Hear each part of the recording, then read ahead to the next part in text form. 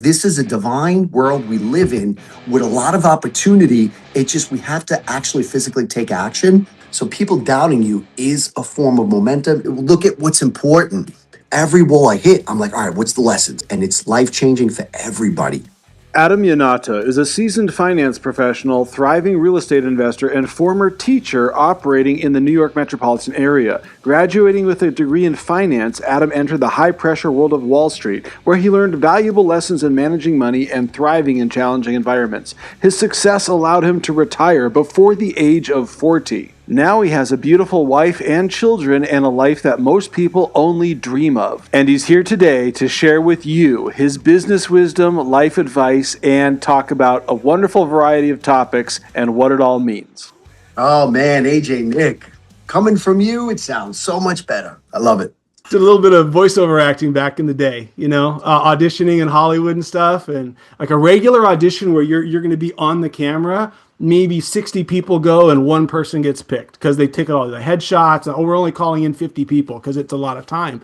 A voice audition, like 300 or 400 people will go in because they're only dealing with the voice, and like they'll know in 3 seconds if this is a voice we want or not. It's just fascinating stuff. But you know what? It trains you for this time where everything is like multimedia, everything is online. So like you have all that experience, and it's great to see you doing this. You'll look at online, you'll look at like X or Instagram and this and that, and you see somebody with hundreds and hundreds of thousands of followers, and they're out there pushing information that is basically is going to swallow people up into a sea of nothingness. It's just, and that's the person really getting pushed in those algorithms. However, it's somebody like you who has all this different experiences, all this different knowledge, and all this different information. You did acting, you understand music, you're a musician, you have all these different talents and abilities. And like, I'm lucky enough that I know where the value is. So that's what always brought me to like somebody like you. So when you talk about my humility and things of that nature, I'm actually the most selfish person because I know where to find the value in people. And I love as it. you just read out my thing, man, I worked on Wall Street. I worked on Wall Street for one of my first jobs was with this guy, Roger Monteforte. This guy was just made of something different. When you're on Wall Street, you're learning from some of the greatest minds out there. These guys are sharks. This guy, Roger, was the best communicator I've ever heard. Really, him and Bashar were really the two greatest communicators I've ever heard. But this guy Roger, he got so much out of me. He turned me into I was one of the I was one of the top salesmen in that office, and really on Wall Street, I was getting known because of him, his leadership. But I was able to see his value, and I actually went to Solomon Smith Barney because my head was big and everything at that time. However, that guy later became a billionaire. A billionaire. I learned from somebody like that, and your ability to communicate, and I'll get into this idea a little bit later, but your ability to communicate now and why it's important that you did all that acting before, your ability to communicate now is probably the greatest skill you could have. It really is the sword that could cut a path to your greatest life, your ability to communicate. And there's ways to improve that. We'll talk about that later on. But, working on Wall Street, I learned how to communicate, how to sell, how to think fast, how to be strong, how to be bold. So when I see the world falling apart and everyone's like, look at the Epstein thing, look at Charlie Kirk thing, look at this, look at that. I'm always like, whoa, whoa, whoa, whoa. On Wall Street, we know not to believe what we hear. We know to look at the numbers. All right, what's going on? Why are they having us look at Epstein now? Oh, I get it. They're buying up all the gold. They're buying up all the silver. They're restructuring the financial markets. You really can't have people focused on that when you're doing it. So you got to roll out the Epstein. You got to roll out the Charlie Kirk. You got to roll out one psychological operation after the other. Get everybody looking at that while you restructure the financial system. Working on Wall Street, you learn to just like look at what's important. And here I am with the great AJ Nick. I'm excited. I love it. I love it. You said something amazing early on there. It was finding the value in something or knowing where the value is. Like that is so important. Like it reminds me of like, okay, so like if a millionaire goes shopping, would a millionaire go shopping at the dollar store? Yeah, a millionaire might go shopping at the Yeah. dollar store because that little item might be really the what's the word I'm looking for? It might cost 10 cents to produce. Walmart's selling it for $10. The dollar store is selling it for Yeah, $1. the margins. Sure. Margins, right?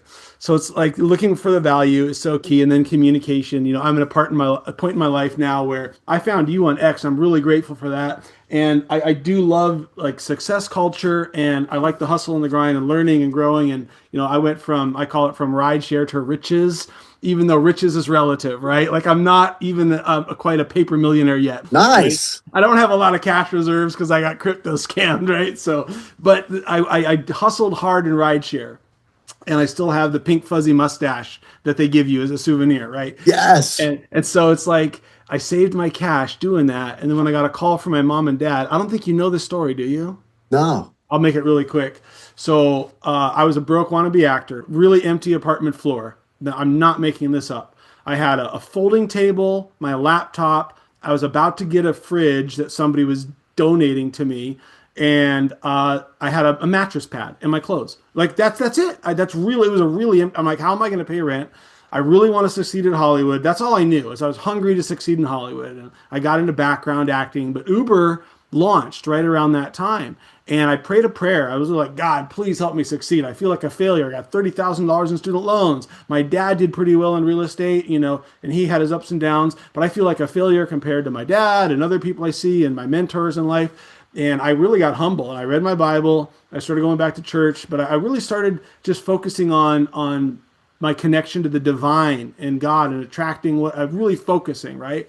And then one day I talked to my buddy and he's like, why don't you just be an Uber driver? There's this new thing. All the actors quit waiting tables. If you got a car, you can control your schedule, right? So there's value in that, controlling your Oh, schedule. hell yeah. Oh, yeah. And then, yeah, so I just jumped into Uber, and my very first fare was like $15 for 10 minutes. I'm like, oh my God, I'm used to making $15 an hour. I'll do this all day long. Dude, you're a fellow Lyft driver? No way! Oh my God! You know what? It's Lyft or Tree! Lift or tree! Lift or tree!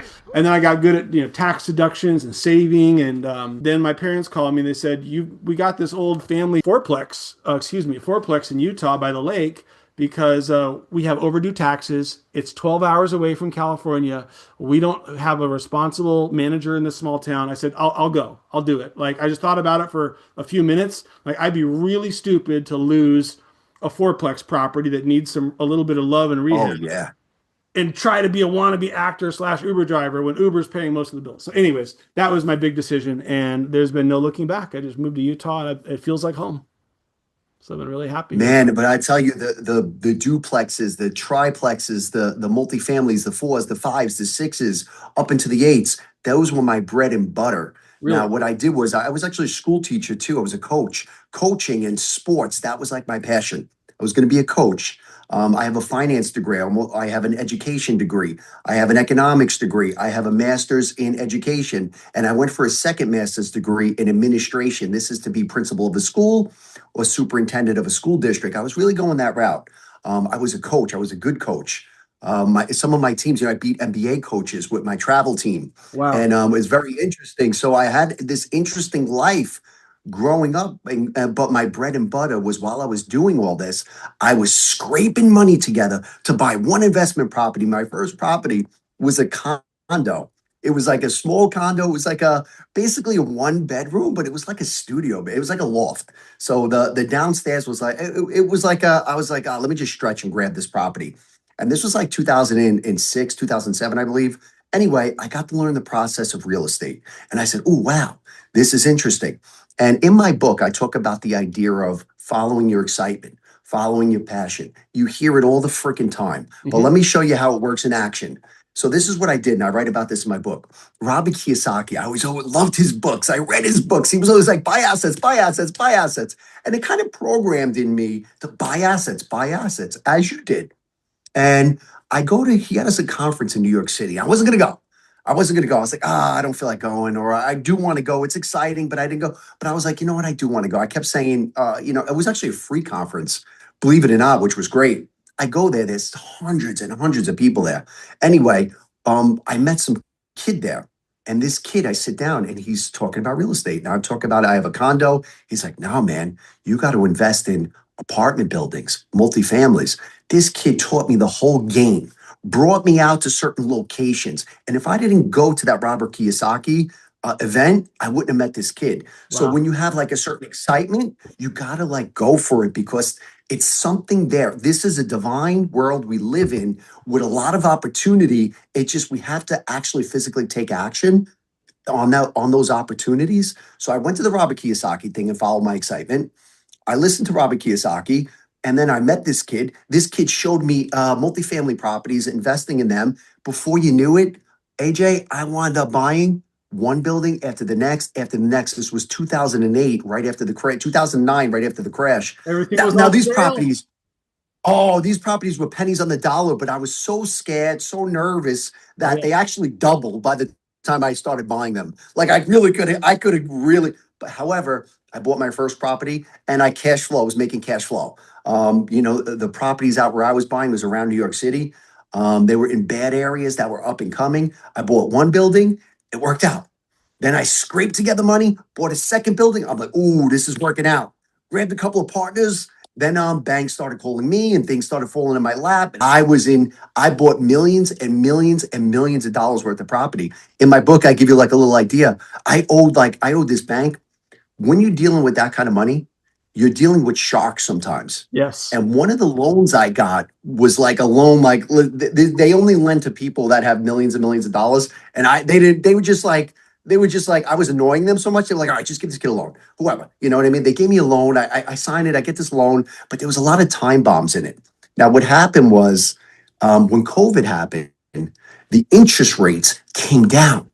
So in my loan, and many loans do this, commercial loans. So if you guys are in real estate, you're going to want to listen to this. This got me. This got my lawyers. My lawyers are some of the top lawyers out there. They overlooked this. We all overlooked this. To make a long story short, when interest rates came down, and if I was to sell my property, there was no prepayment penalty. But the stipulation was if interest rates came down, you owe the difference between the lower interest rate and the interest rate you're paying, and you owe it for 30 years, even though No. commercial loans are only 10 years. But they don't say that exactly the way you explained it. So easy a kindergartner could understand. They call it something else, right? In the Oh, fine well, I print. knew about it because I sold 5 properties in this loan. I had about 14 properties in this loan. I sold 5 properties at this time. I was like, you know what? I'm gonna sell these 5 properties off. These properties were kicking my ass anyway. They were just a lot of work. I figured if I could sell them, I could buy a bigger building, whatever. So I sell these 5 properties. I'm supposed to get back 800,000. Now, 800,000 is just what I put into it, and I had some partners too. So it was like I had some responsibility. Anyway, my lawyers, they're not answering my call. So I was like, is this deal going through? What's going on? Anyway, I called my lawyers again. They're like, yeah, I think it's going to be more like 600. So I'm like, oh, here we go. I knew that's why they weren't calling me back because my deal was 600. Now I'm in the red. I'm going to have to come up with 200 grand or whatever. I'm like, whatever. Anyway, they don't call me back for another day. I'm like, what's going on? This deal's falling apart. Anyway, they're like, listen, I think you're going to get back like 400 or something like that. I'm like, what? I'm like, no, pull out of the deal. They're like, all right, if you pull out of the deal, I had to pay it was a terrible amount of money. It was like 100 grand. I would have to pay 120. I was just like, what's going on here? Yeah. Anyway, I go down to sign this deal and finalize everything. And we sign everything, we finalize everything. And I'm like, where's my money? They're like, all right, wait, they just have to do the numbers. You got to give them a couple of days. They do the numbers. This is right when COVID happened. So they brought the interest rate down to 0. Oh. I wind up not only not getting 800,000 back, I wind up owing something like 320 grand. It was actually the number. It actually haunts me till this day. It's a 700,000 turnaround.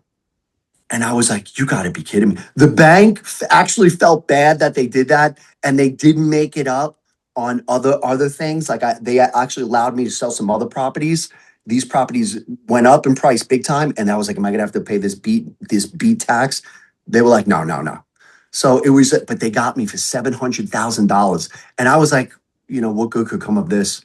However, that was during COVID, so it was an interesting time. But I mean, that's real estate. You really got to look what you're doing. When you borrow money, you really got to read the fine print, and you have to have professionals, not just attorneys, but mortgage professionals go over the paperwork, because that's a time bomb that seems to be in some commercial loans you got to watch out for.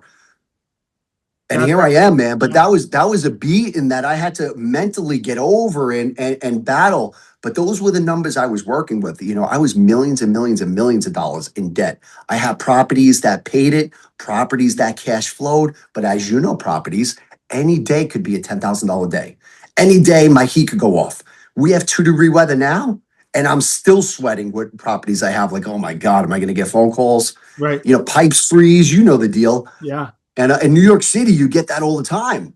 Yeah. All kinds of things. Yeah. So I was buying building after building after building. I really got in over my head. I really lucked out the fact that they devalued the dollar and properties quadrupled. So it's not really my own genius that made money. It was just like I actually had assets, like Robert Kiyosaki said, and I kind of got lucky. I kind of fell into certain things, and I didn't have too much luck in my life, but as I look back, it seemed like life was purposely moving me in certain directions. And what all of a sudden I got rid of all my problem properties. I retired from work. I had time, I had money, and I was like, what the hell am I going to do now? So I was like, oh, maybe I'll write a book. I start writing notes down. And then, you know, I met Bashar a couple of years before that. And, you know, Bashar, in my opinion, is the number one channeler in the entire world. Now, like I said, I work for billionaires in Manhattan. So when I heard Bashar, I was like, oh my God, that's like Roger. Like, I don't hear people speak like this. How is he able to do this? So by seeing that guy in action, I'm able to look at the Bashars of the world and say, oh my God, this guy really, he could communicate. And his message basically told the story of my life. So I was like, wow. So I really, you know, was introduced to them. And then it really started getting crazy because my best friends growing up, my best friend growing up wound up becoming the president and CEO of the Florida Panthers. You know, I tell this story often. And it's just interesting because when I first started writing my book, I was like, you know, Daryl, which is Bashar's name, really. You know, I'm like, Daryl, I'm going to put my friend in the book. You know, he's the president and CEO of the Florida Panthers. This was like 2021. I was like, you know, they're trying to make playoffs. It just would look good. You know, I learned a lot from him. He's great. I really learned so many lessons from my friend Matt. Daryl was like, don't worry about putting him in. He goes, and you're going to have to know that they're going to win more than you could ever know. I laughed. I said, what are you talking about? They're in 8th place. They're the 8th seed of in hockey. Like, they're not going to win. They never won once ever. You know, I don't know the dynamics of hockey. Anyway, not only did they win, my friend created the number one franchise probably in hockey history, the Florida Panthers. They not only won back-to-back, they made it to the Stanley Cup Finals that year. A year after, me and Bashar were like in conversation. So I was like, oh my God. So I was like, all right, I'm writing this book with Bashar, no doubt. Well, was Bashar predicting that they would win, or what? Predicting it, and I have some emails that he has going to he's like, send this to your friend. He gives me an email, which is, I swear to God. I believe you. I believe you. Yeah, so I got the emails. He sends me the emails. I send it to my friend. I'm like, look, this sounds crazy. I'm going to send this to you. You know, take a look at it. He said you're going to win, and this is all you have to do. This and that. I don't hear from my friend from 2 months. My friend's like, this kid's nuts. He's not. I'm like, I had to send it to him. I had to do it. That's I had to plant the seed.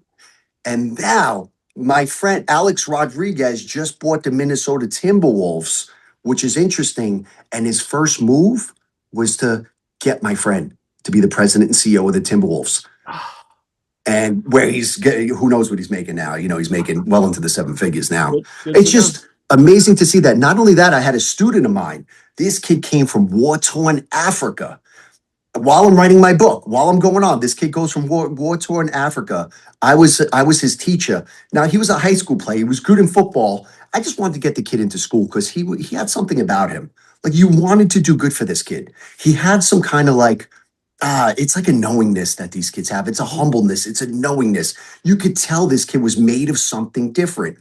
Anyway, so I brought him to my mother-in-law, my mother-in-law is a tutor, just so he could pass the SAT. I don't know, get a 700 or something, just to give him a couple of strategies to do well. Anyway, this kid winds up going all on his own. He winds up going to Miami University, where he has a decent football career. He got hurt here and there. He wound up transferring to Rutgers, where, after that, his career was pretty much over. But this kid didn't quit. He was from war-torn Africa. He came here with no quit in him. He went to try out for an NFL team, the Baltimore Ravens. He didn't make it, but they put him on a practice squad. Now, the practice squad, you're just like a test dummy. You would need 4 or 5 running backs actually to get hurt for you to make it on the field. And what happens? One by one, running backs go down. And this kid becomes the number 1 running back on the number 1 team in football, the Baltimore Ravens. And as I'm writing my book and my book's coming out, he's 3rd in the league in touchdowns. They were almost going to go to the Super Bowl if it wasn't for Taylor Swift. So it was Wait, how did Taylor Swift stop it from happening? Wait. Oh man, because you know what? Listen, I ain't gonna talk about the NFL and this and that, but when Travis Kelce started dating, Oh. I was like, oh no, it could be a major marketing gimmick for the NFL. You had Taylor Swift and him. I don't want to talk about the vaccine, but they were pushing vaccines. They were pushing all that stuff. And I was like, it could be a little bit of a gimmick. It's going to be hard to beat that type of marketing ploy. They would want Taylor Swift to be part of the Super Bowl. So I was like, that was kind of in the back of my mind, but not to say I know, but they wound up losing to them. They should have won that game, but they actually lost. But imagine that. My best friend growing up wins the Stanley Cup, and this kid makes it almost to the Super Bowl. I was like, wow. But that's not all. I put another kid in my book. His name's Brian Esposito. Now, Brian Esposito went to the major leagues, played a few games in the major leagues, went back down to the minor leagues, had a long career in the minor leagues, but just kept following his passion. He kept following his passion. He wound up being a coach in the minor leagues. And from there, he went from single A to double A to triple A. And just this year, he's the bench coach of the San Diego Padres, who made it to the playoffs, and they were one of the best teams in baseball. I see it in my head that he's going to be a head coach. And it's just interesting. I'm seeing all this, but I wrote my book before all this happened. So it's like, it's proof to everybody around me that, look, maybe there is something to this. And Bashar doesn't work with anybody. So he's seeing this. I'm seeing this. Everybody around me seeing this. And there is a way. I'm not going to say there's a way to manipulate this reality. All I'm going to say is that if we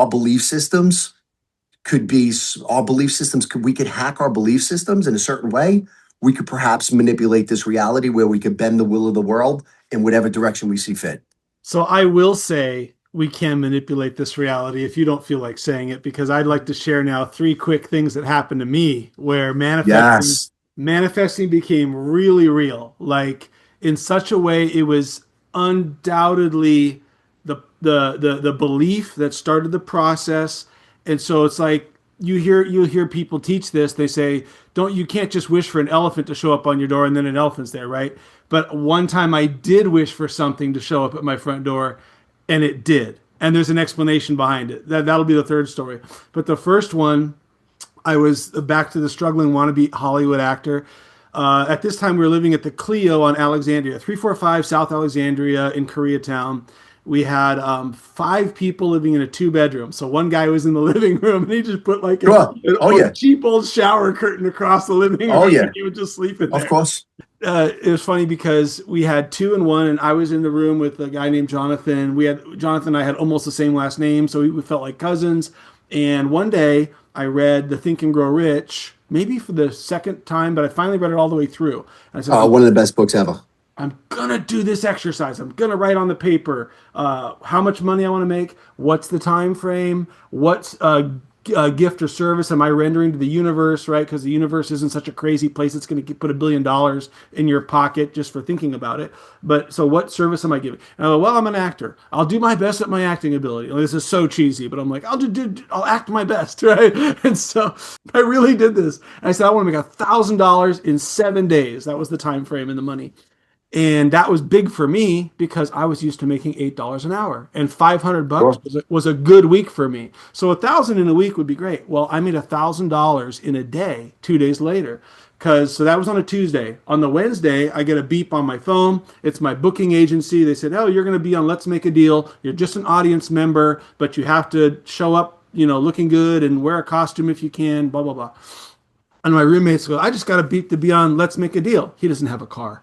So I'm like, oh, bro, let's just, well, we're both on that show. Let's just go together. I'll carpool you. So Thursday morning, I wake up, dog sick and tired. Like I don't know what hit me. But I'm like, bro, like I'm just gonna drive you, and I'm gonna tell them I'm sick. I'm like sneezing, phlegm. I'll just come home. I didn't even put on a costume. I put on my Adam Bomb Show T-shirt from a public access show. I put on a nice jacket, a fedora, and some jeans. So kind of like a hipster, right? But when you get to Let's Make a Deal, they run everybody through a producer line, and you get like 30 seconds to say your name, what it is you do, and that's it. And then just next. So I just very eloquently summarized it, and I think they liked me. And they said, we got to sit down, and the warm-up guy comes out, and he obviously just did like a line of Coke, and he's like all frazzled. And the warm-up guy's just doing his best. And I run down, and I chest bump the warm-up guy because I'm getting into it, and everybody else is just sitting in their seats. But I'm like a wild card, right? Well, I kid you not, the producer comes out and says, we've already picked everybody we want, but we have like Wayne Brady likes somebody in the audience, and there's a wild card. Wayne Brady comes out. Yes, he's like, Adam, come on down. Yes. I'm like, no way. So we played the silly game on Let's Make a Deal. I called my roommate down. We played the game together, and we won $1,000 right there. And That's how could you see once you see that once, then you could say to yourself, all right, what else am I capable of? What else?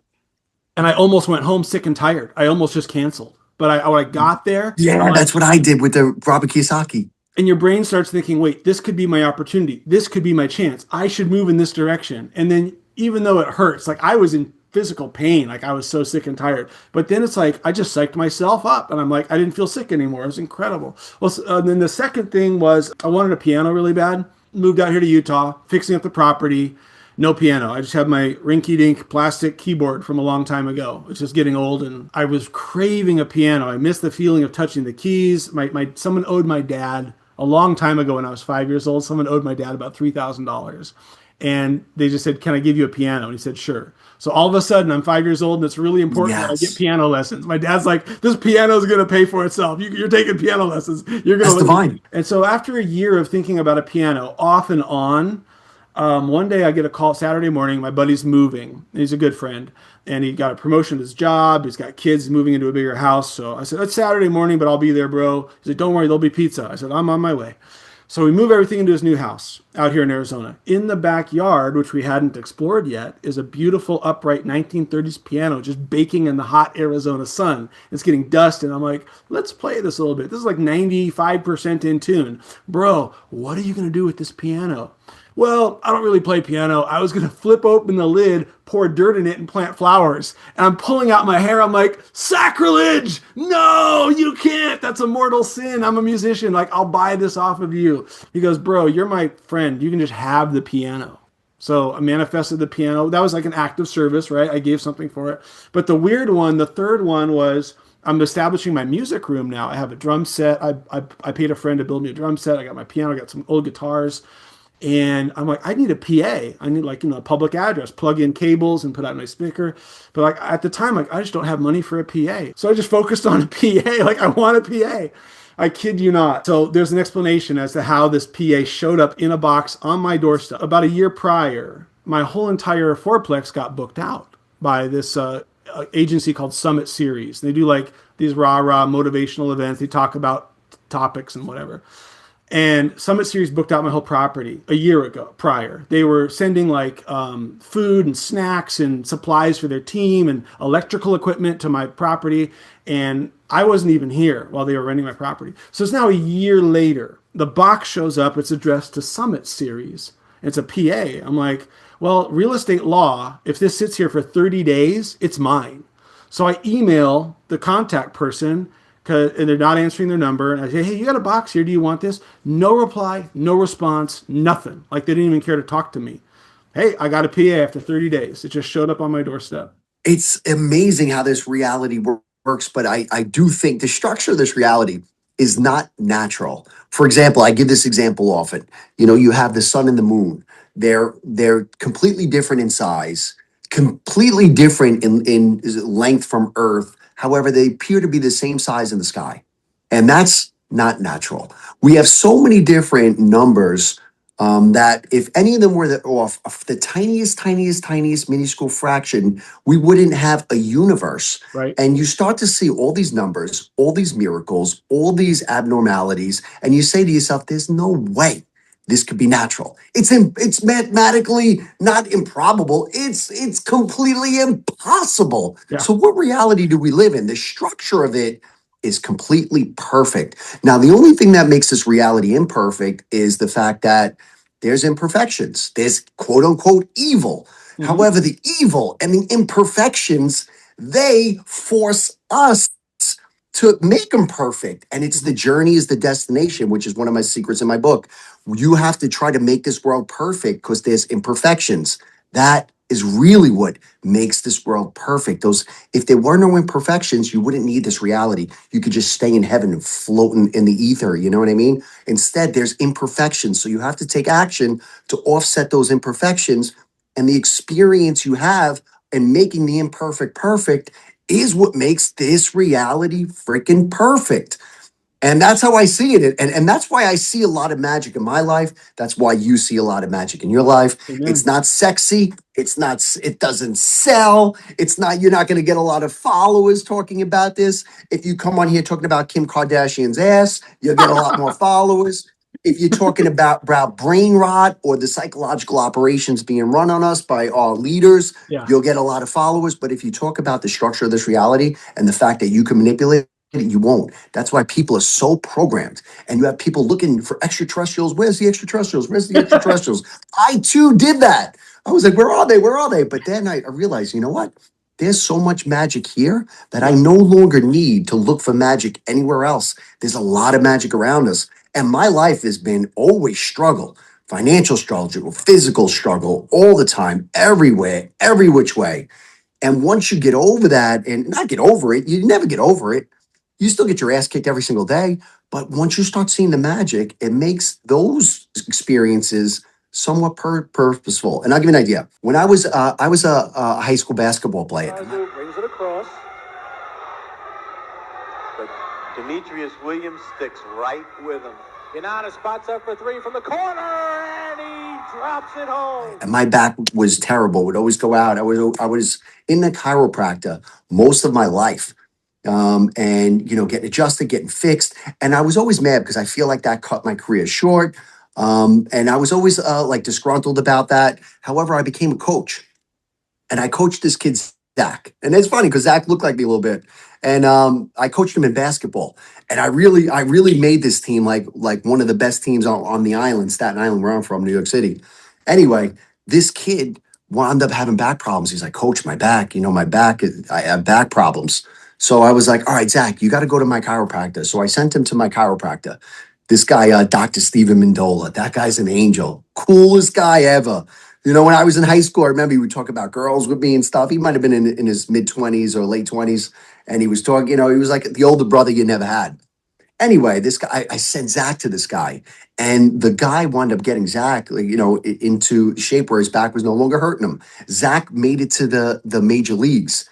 He played for the Minnesota Twins, had a great year, played for the Yankees for a little bit, but he had injuries. However, he made it to the pros. And when he made it to the pros, I looked back at my back and I said, you know what? That was a bad experience for me. But you know what? If I could help one kid master this world by just sending him to the chiropractor and I could have my experience just to help one person, then that means the world. And I started to see the world from that. All right, what other experiences could I go into? And look at in my life, I had bad experiences, but I look back at all my bad experiences, AJ, and what winds up happening is it tells a story and paints a picture. For example, I have certain bad things happen, but if they didn't happen, I wouldn't have went in that direction. If I didn't hit a brick wall over here, I wouldn't have went that direction. So basically, these brick walls, these obstacles, these bad experiences, they are not brick walls. They are road signs that push you on better paths. And I noticed that and I started to say, whoa, and it took me 40 years to realize that. Don't get me wrong. And I'm still hitting brick walls now. Don't get me wrong. Everyone is you're always hitting brick walls, but every wall I hit, I'm like, all right, what's the lessons? What's the understanding? What can I learn from this? Maybe I could use this experience to help somebody else down the road. I know that every experience, no matter how boring or how menial that experience is, In time, it could be the most profound experience, like the Zach thing. Now, this Zach thing, I didn't even register it until like a couple of years ago. I was like, you know what? Zach made it to the pros. I remember sending him to my chiropractor, like, maybe I went through all my back problems just to help him, and it made it worth it. So it's interesting. So that's why I look at obstacles, challenges, bad experiences, which we all have. Yeah. Right? You're the same way. You're positive. You understand. You're being led.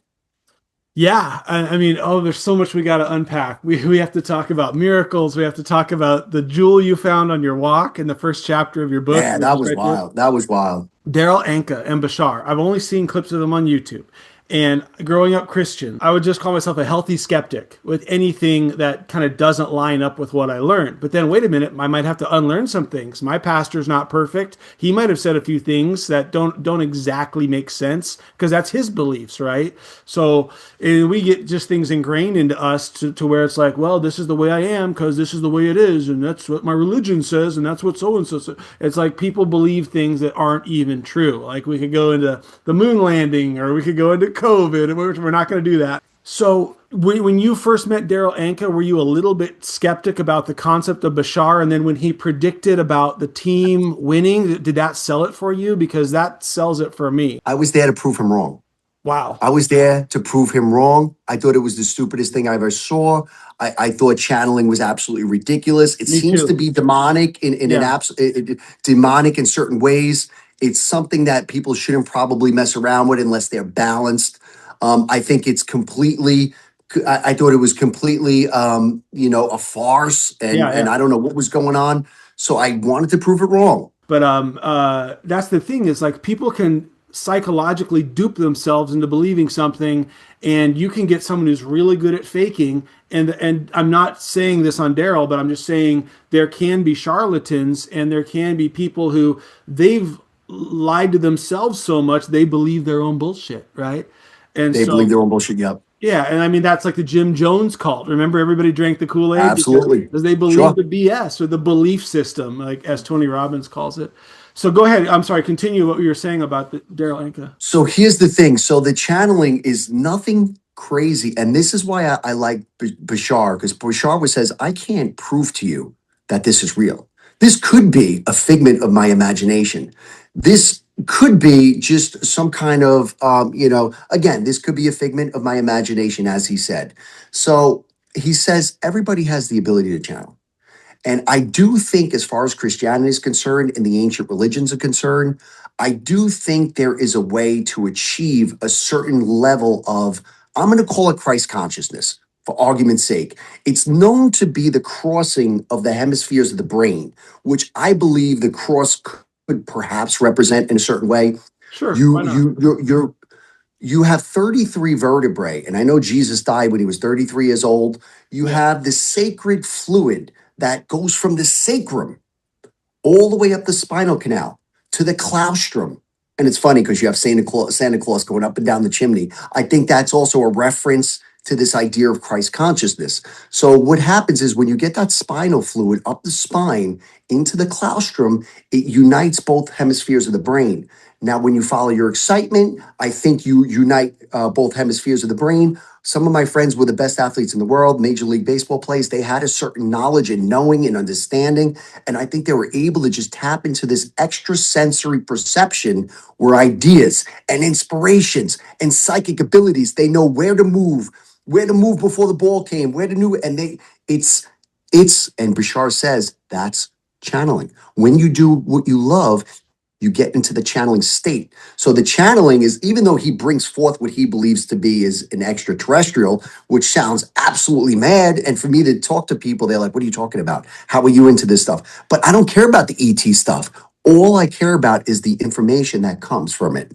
And the information that came from it is as the story of my life, and it's life-changing for everybody.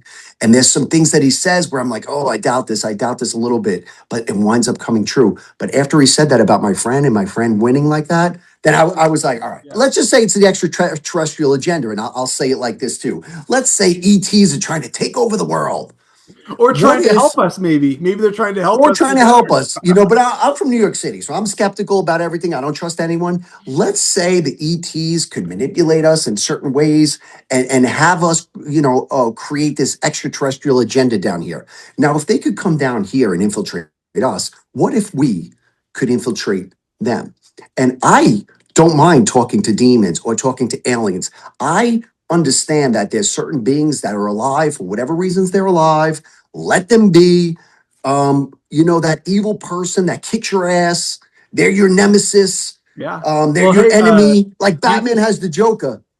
Like Jesus, what would Batman Jesus be without rebuked the Joker? demons. Yeah, like even Jesus talked to demons. He rebuked them and sent them away into the pigs. The Rebuked pigs him, ran sent off him the away. cliff. Yeah. So He like, walked with Satan. He was like, this is Satan's world. Satan told him, this is my world. I'll give you this and that. He's like, no, Satan, this is your world. You take it. When Jesus found the money on the floor, they were like, that's Caesar's money.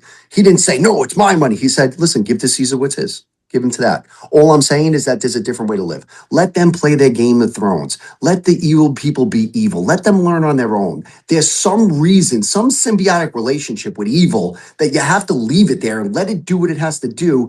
And then when people could live a certain life and then show the evil that there is another way to live. And I think that's what Jesus perhaps did. No, maybe he showed people like, you don't have to fight. You don't have to go to war. You don't have to do this. There's a different way to live. You got to love thy neighbor. The kingdom of heaven is within. The information is within. And the one thing about churches and organized religions, I don't think Jesus said, organize here, make Christianity and worship me. He said, no, be like me. Watch, I'm going to create this life and do this a different way and follow me. And I think the lessons are just a little mixed up. Now, Daryl says a lot of this, which I like. He doesn't bash the religions. He doesn't bash anybody. He keeps it completely positive.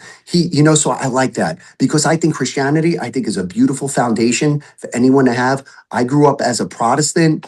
And my father was Catholic, but in name only. My father was Catholic in name only. He went to Catholic school, so he was kind of like sour on the whole I did Catholic too. Church. I went to Catholic high school. Yeah, I Oh, get it. did you? So I get but it. my mother was Protestant and she brought me to church every Sunday. And I'll tell you what, all throughout my life, I look back at that like, wow, that was a wholesome time where when you get into church, you're meeting people, you're really conversing with other people. It's not really the information, it's really the people around that you meet and everything. And then you have this foundation of Christianity, which I think is a great foundation. And it gives you a lot of hope, it gives you a lot of protection. And then as time goes by, perhaps you could say, you know what, Jesus, I'm going to try to be as much like you as possible. I'm going to try to find the answers within and try to be an example for others to follow. And that's what Bashar says too, similar thing. So even though we're talking to an extraterrestrial and they could be enslaving us, perhaps we could grab some of that information and change our lives. And I think his information, and listen, I've seen thousands of channels. I've spoken to many of them too. And there's only a few that I would say, all right, this is a little serious. This one's, this is here. Whatever this is talking to me, it could be an angel, it could be a demon. I don't know. But I'm able to take the information I need because I saw those patterns. And then I'm able to say, all right, this information works because I've seen this pattern often. But every single person has the ability to channel. When you do what you love, especially when you're playing the piano, you're opening up certain brain waves, you're opening up the right hemisphere of the brain. And you're actually uniting both hemispheres in a way. And so when you're painting a picture, when you're playing the piano, if you just sit back and wait for ideas and inspirations to come, you might have this groundbreaking idea. I'll talk to you, Dr. Canfield. He created Chicken Soup for the Soul.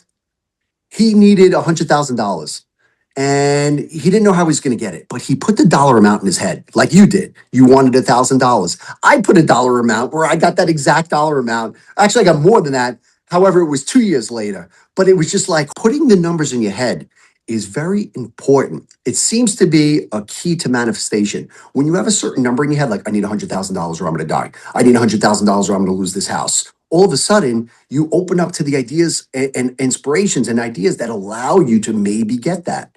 So Dr. Canfield was taking a shower and he wound up having this idea. You know what? I just wrote this book. If I sell 20,000 copies, or whatever it was, I don't know. He goes, I'll have 100,000. And that's what he did. And then all of a sudden he went to a store and the store had this magazine and he opened up the magazine and it said, if you like to market your book, you can market it right here. He did the marketing on that book and he wound up selling all those copies. the universe is waiting for people to find their passion and take action. And then you look for those signs and synchronicities because they're there and they're life changing. You open up a book and all of a sudden it's the exact information you needed. And I'm writing a book now and it's happening now to me. And I'm like, holy I was having a little trouble concentrating. And I'm going to get into later on in this, I'm going to get into a few superpowers we have. One of these superpowers is our ability to focus is a superpower right now. Your ability to focus, to shut your phone off, get off these apps and create something is a superpower. Everywhere we look, they're just manipulating our focus, manipulating our focus.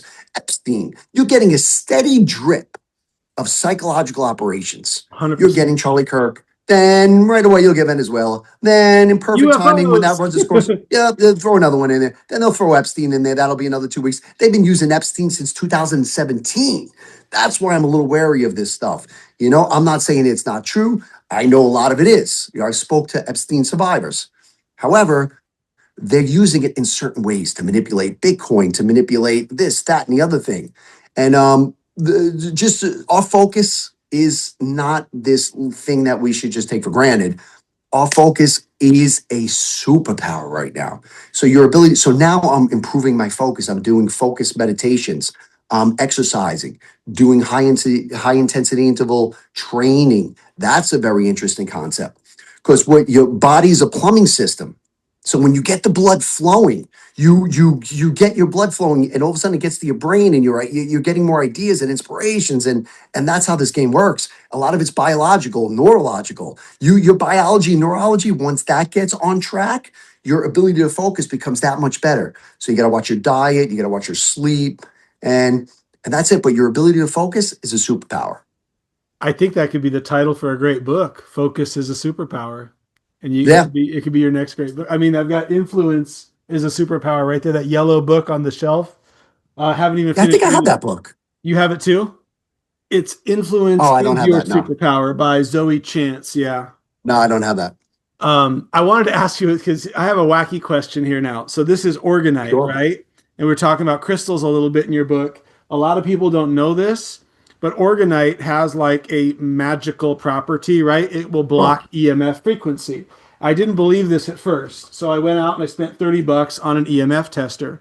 And sure enough, like I can hold this up to my laptop and it'll go in the red. Like it'll start to, because the EMF is coming off my laptop. But if I had the Orgonite between it, oh, wow. Like it doesn't quite work the same way. And like that's not a great example because you need to see it from a different perspective, but it really would block. It really would block the EMF. So I'm wearing like an Orgonite necklace now, which leads me to my wacky I'm going to do that too. It leads me to my wacky question. And maybe you're not an expert on crystals. I don't know everything about you yet, but have you heard of a crystal or a gem or a rock that helps people attract wealth and money and abundance into their life? Is there such a thing? There is.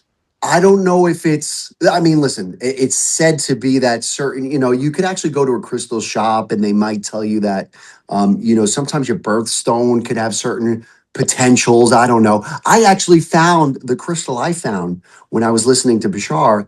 I was listening to Bashar's event and they were talking about crystals. And I was like, hey, whatever, my shoelace comes untied. I go to tie my shoelace and I find an amethyst stone on at my foot. And I couldn't believe it. It shouldn't have been there.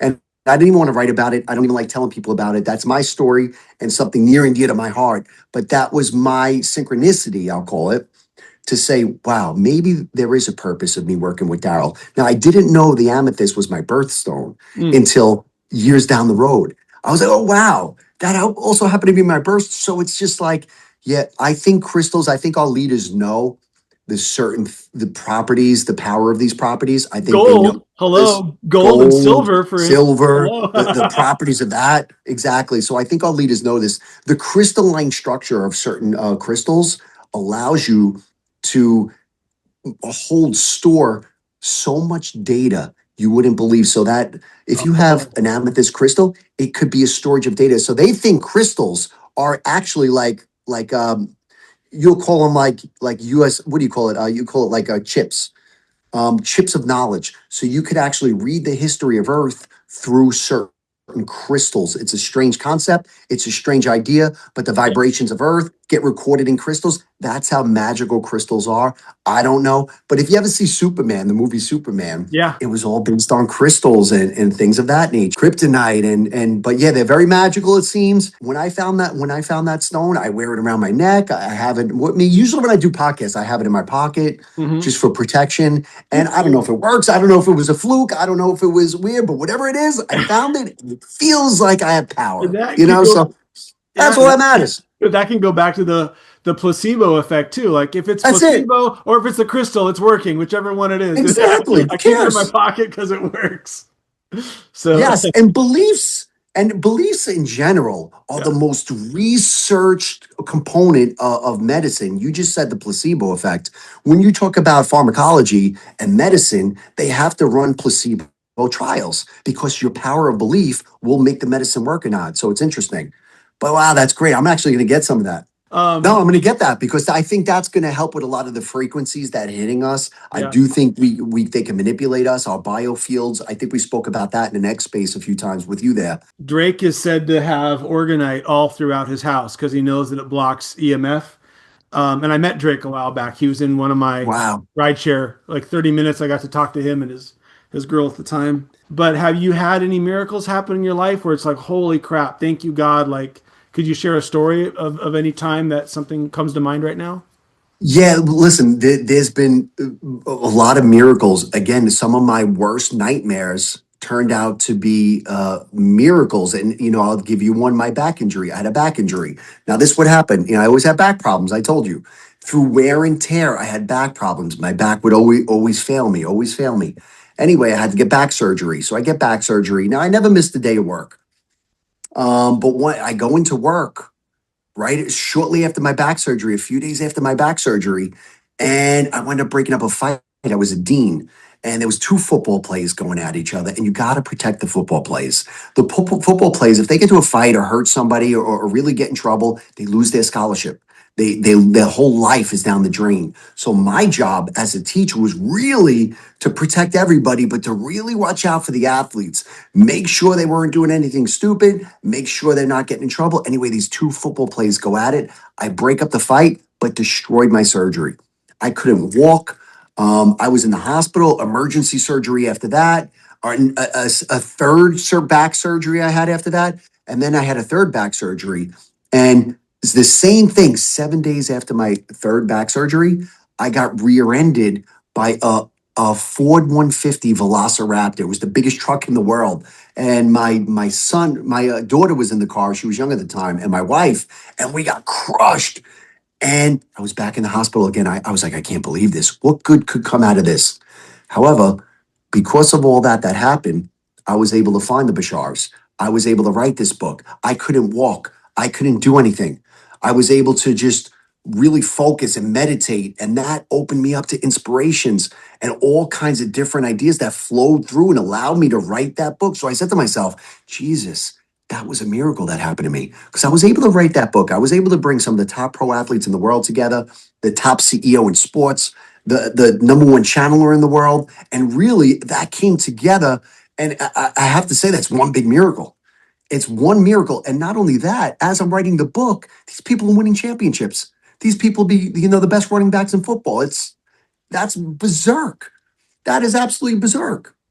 And that's what it was all about. So that whole story itself was a miracle. If it wasn't for my injury, I wouldn't have been pushed in that direction. I say it in my book, the universe has a genius way of sometimes pushing us, pulling us, sometimes kicking us in a certain direction when we're not listening. And that direction was writing and maybe being able to talk to people and help people. But really, I wrote a book that not to help people, I wrote a book that I would want to read. If that makes sense. So It's that book, actually it was like a book I wish somebody else wrote it and I didn't have to write it. right. So, and I could just read it, but it's just a book that I would want to read. I love it. And I'm actually reading it for the second time because the first time you read something, I don't know about you, but for me, like I like to read, I Yeah. like to be able to say that I've read a lot of books. So I go fast and the Yeah. absorption isn't all there. But I can say I looked at every page and my eyes passed over every sentence. So in a way, it might be like I'm cheating myself, but I am going through it a second time and I'm glad to do that. And you and I both have something in common. I don't want to use this like crash and burn is such a common phrase, but there's just ups and downs like a roller coaster in life and business and real estate and investing with money. So I think if we asked 1,000 people, like if we polled all these people, like probably 90% of people would say, yes, I would like to have abundance. Maybe there's like, I don't know what the numbers, but some people, they're afraid of money. They have weird beliefs around it. But what would you say for someone, if they feel like they're not having an abundant life? What advice would you have for someone that feels like they don't have abundance? And I want to tie in a scripture verse in Matthew 13:12. Christ said, whoever has will be given more and they will have an abundance, but whoever does not have, even what they think they have will be taken from them, unquote. And I was going to put that in my book, that verse really, exactly. really, Yes. good. I was going to put that verse exactly. I have Luke. I have Luke 12:13, give unto others and it will be given to you. Today's episode is brought to you by Liberty Vacation Rental, a great place to rest in the Wild West, offering fully furnished 2-bedroom, 2-bathroom rentals by Lake Powell.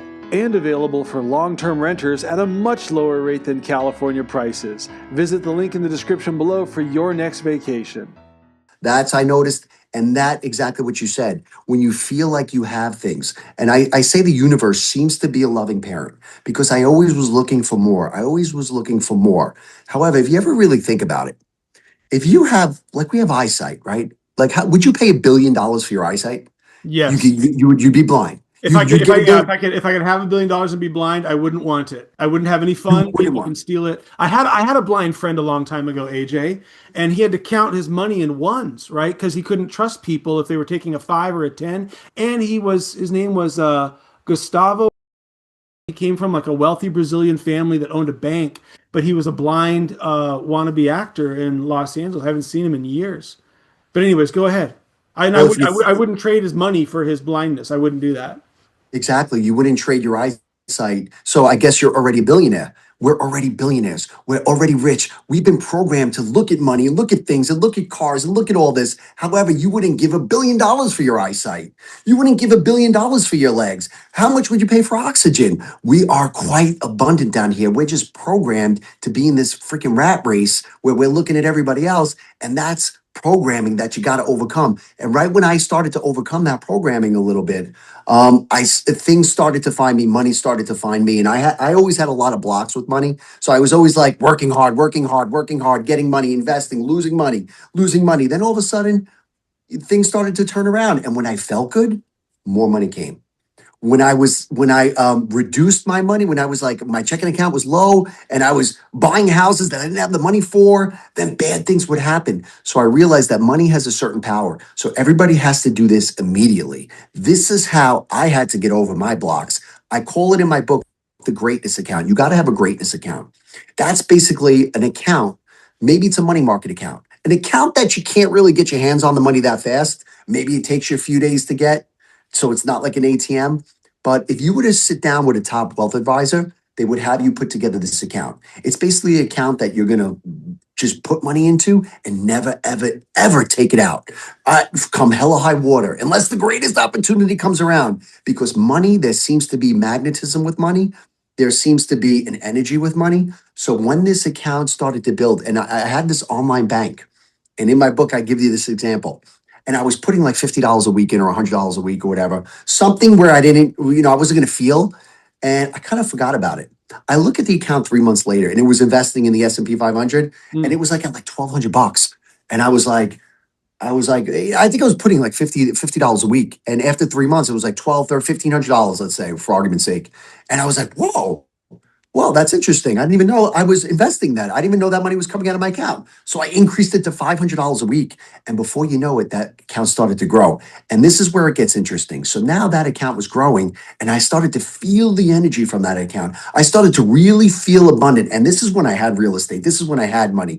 But I just wasn't able to accumulate large amounts of money. The way you accumulate large amounts of money, oftentimes, is either you get large windfall of money or You got to build slowly and automatically without even thinking about it. And that's what I did. And I kept putting money in weekly and letting it grow and letting it grow. Stocks came down. I didn't care. It rebought more.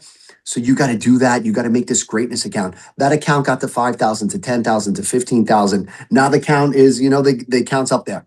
That account's up there, and it makes me feel abundant, and I have better luck. So when you don't have the money, you have all the bad luck in the world. But when you have money, you wind up having good. You'll see this in like a Super Bowl pool. Now we have the Super Bowl coming up. Like the last 5 Super Bowl pools, the people that won around me, they're worth like 8 figures. Like they don't need the money, They just but keep that's the guy that attracting more. wins. It's Yes. the scripture verse right there. I got to use that verse. Yeah. It's so I fascinating. got to put that in the book. And I'm going to dedicate that to you because I wanted to put that verse specifically. Thank you, brother. I'm honored to hear that because that verse has had an imprint on my mind because it's the first time you read it, if you read it only from the surface if someone has, they're going to get more, but if someone doesn't have, they're going to have it taken away. But that's not what the last half of that verse exactly says. It says, even what they thought they had would be taken from them. So it's actually, the way I see it is we have gold in our backyard, metaphorically speaking. Like I could go actually in my backyard, there's like stinky sagebrush, but sage, some people love it. I could harvest all that sage and sell tea. I could sell sage smudge sticks. I could just make money out of that if I wanted to, right? But if I just say, well, woe is me, I've got no opportunity, the universe could have let all my sage just burn down and then it's gone, for example. And people don't realize they have opportunity. There's a kid on YouTube. He did can you buy my pen for $1? Then he got $1. Then he goes to someone, can I buy like your thing for $1? And it's worth more than $1. And he just kept leveling up. Then he trades that. Can I sell you this book for $5? And then it's a car. Then he actually made a YouTube video out of this. I'm like, yes, I love hearing that. There's no excuse. There's no excuse. So it's just kind of like the whole thing. The verse I quoted is, you got to realize you have everything in front of you. You need to do, be, have, become anything you really want. That the universe will let you do it if you just focus on it. So yeah, and it's interesting because you go. I'm sorry, I'm cutting. I was just going to wrap it up. Just like there's the positive side to that verse and the negative side, and I want to stay focused on the positive. But the negative is if you're in stinking thinking and woe is me, like the rats are going to come and eat all the food in your cupboard because you don't think you have any food left, and then you're going to come and it's going to be true. All the food is gone because you did it expired, right? So it's like you got to just stay on the positive side, is what I'm trying to say. Yes, and that's my secret number 5 is gratefulness. Gratefulness is the vibration of greatness. And this universe, when you're grateful for everything you have, all right, listen, I have 2 eyes, I have air, I have oxygen. I'm pretty abundant. You thank the universe for what you have. You know that you have abundance. You know that you're already a billionaire because you have eyesight. You're a trillionaire because you have oxygen. And the fact that we're even alive, like it's just a miracle that we're even alive. So to be honest, it seems like this. And if you go into the esoteric text and you go into that verse that you just said, the idea of having is interesting because when you want something, you're telling the universe that you don't have it. So this reality to me is a little bit like a simulation, and it works on commands. And what we believe we deserve, we bring to life. So if you believe you deserve something, you bring it to life. If you want something because you want it and you're crossing your fingers, but you don't necessarily believe you deserve it, you might not get it. So I know the greatest athletes, the greatest people I've been around, they believe they deserved to win. They believe they deserved greatness. And because they believe they deserved it, they got it. So that word deserve is the most powerful word in the world, in my opinion. And you're right. And it has to come down to who believes the most and puts the action behind that, right? Because 2 sports teams, both audiences on both sides are both praying to the same God that their team is going to win. So God is just going to say, whoever believes the most and puts the most effort in is going to come out on top. Yes, you put the work in, you put the effort in, you put the time in, and you will not be denied. That's it. The people who win, they're not saying, I want to win. They're saying, I will not lose. I will not be denied. And it's not like Lord, please give me this. It's, Lord, I deserve this. This is what I deserve. Because if I get this, then I can help this person. I can be of service over here, and I can live a great life and give you, the universe, a great experience. And I feel like that's a way to manipulate this reality too. You don't manipulate this reality to do evil. You do good. You help. You know that everyone's a billionaire, so you don't really need to drive Lamborghinis or anything like that, because you're smart enough to know that if you do have big money, you can maybe help people around you. And I believe when you help people around you, very selfishly, all the people I helped around me, I felt like I was helped more. So, and I put that verse of Luke, give to others and it will be given to you. And that's a pattern I saw in this reality. Help people, give anonymously, be of service. Don't try to be too much of a service, but if you could be of assistance to somebody, you help them out. And anytime I worked with children, whether I was a coach, whether I was a teacher, good things happen. And I'll bring up the great Mela Bee, who is the number one singer-songwriter on all social media. It's very interesting because she's teaching students now. And that is a key that unlocks the door to your greatest life. Because when you start helping those students, I believe you converse with the universe in such a different way, where the universe will give you everything you need for you to go on and master this reality. And when somebody like Mela B goes to master this reality, with her children will be like, I know her. She'll be an inspiration for all the kids that she teaches. So that's a way to manipulate this reality too. Help as much as possible, be of service as much as you can. Not too much of a service where you're pushing your help on. Let me help you. Let me help you. Let me help you. No. Yeah. You be of service when it's appropriate. Yeah. I love it. It's so But true. what I want to say before I'll just land here, when you want something, you're saying, like I said before, you're saying I don't have it. And this universe, I'll say it again and repeat it, it acts on commands. When you believe you deserve it, that's when you'll get it. In the quantum world, all possibilities and probabilities exist at once. So you might have your greatest life running parallel to your worst life. The only thing that separates that we're always being led to our greatest life. This reality is so perfect that navigating must also be perfect. The only thing we know about the physical reality, it's nothing but perfect. Even the imperfections give you an opportunity to make it perfect.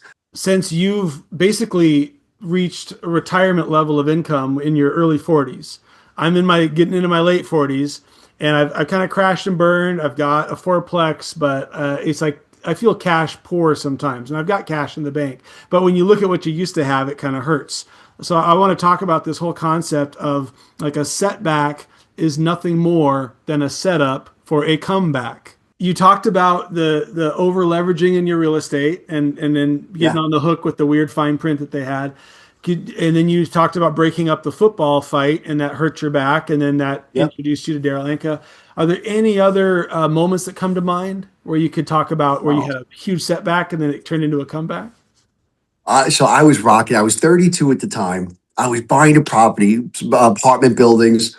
I'm worth over 7 figures now. I'm really cocky. I'm really like, I'm going to Vegas. I'm spraying champagne. I'm spending 20,000. I'm going nuts. And I have a fire in one of my buildings. Now, I own 3 buildings on this one block. I own this whole block. I have a fire in this building. My apartment building, hundreds of tenants in there, burns to the ground. I'm like, oh my God. It's actually in the paper. It's funny. I'll tell you a couple of stories, and this one's in the paper.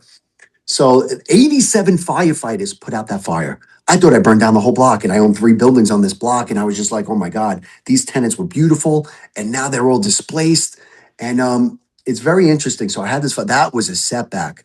Now, when did this fire happen? It happened 2 weeks after Hurricane Sandy. So Hurricane Sandy decimated the East Coast of America, decimated New Jersey, decimated New York City, just flooded everything. But I got no damage in any of my properties. So here I am talking all this shit.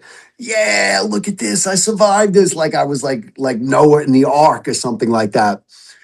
Lo and behold, a freaking fire hits this building and it burns the building to the ground. It took me, because of Hurricane Sandy and all the insurance claims, it took me a year and a half to get the money to rebuild this. So I had to use my own money to rebuild this, to relocate tenants. And what a wake-up call.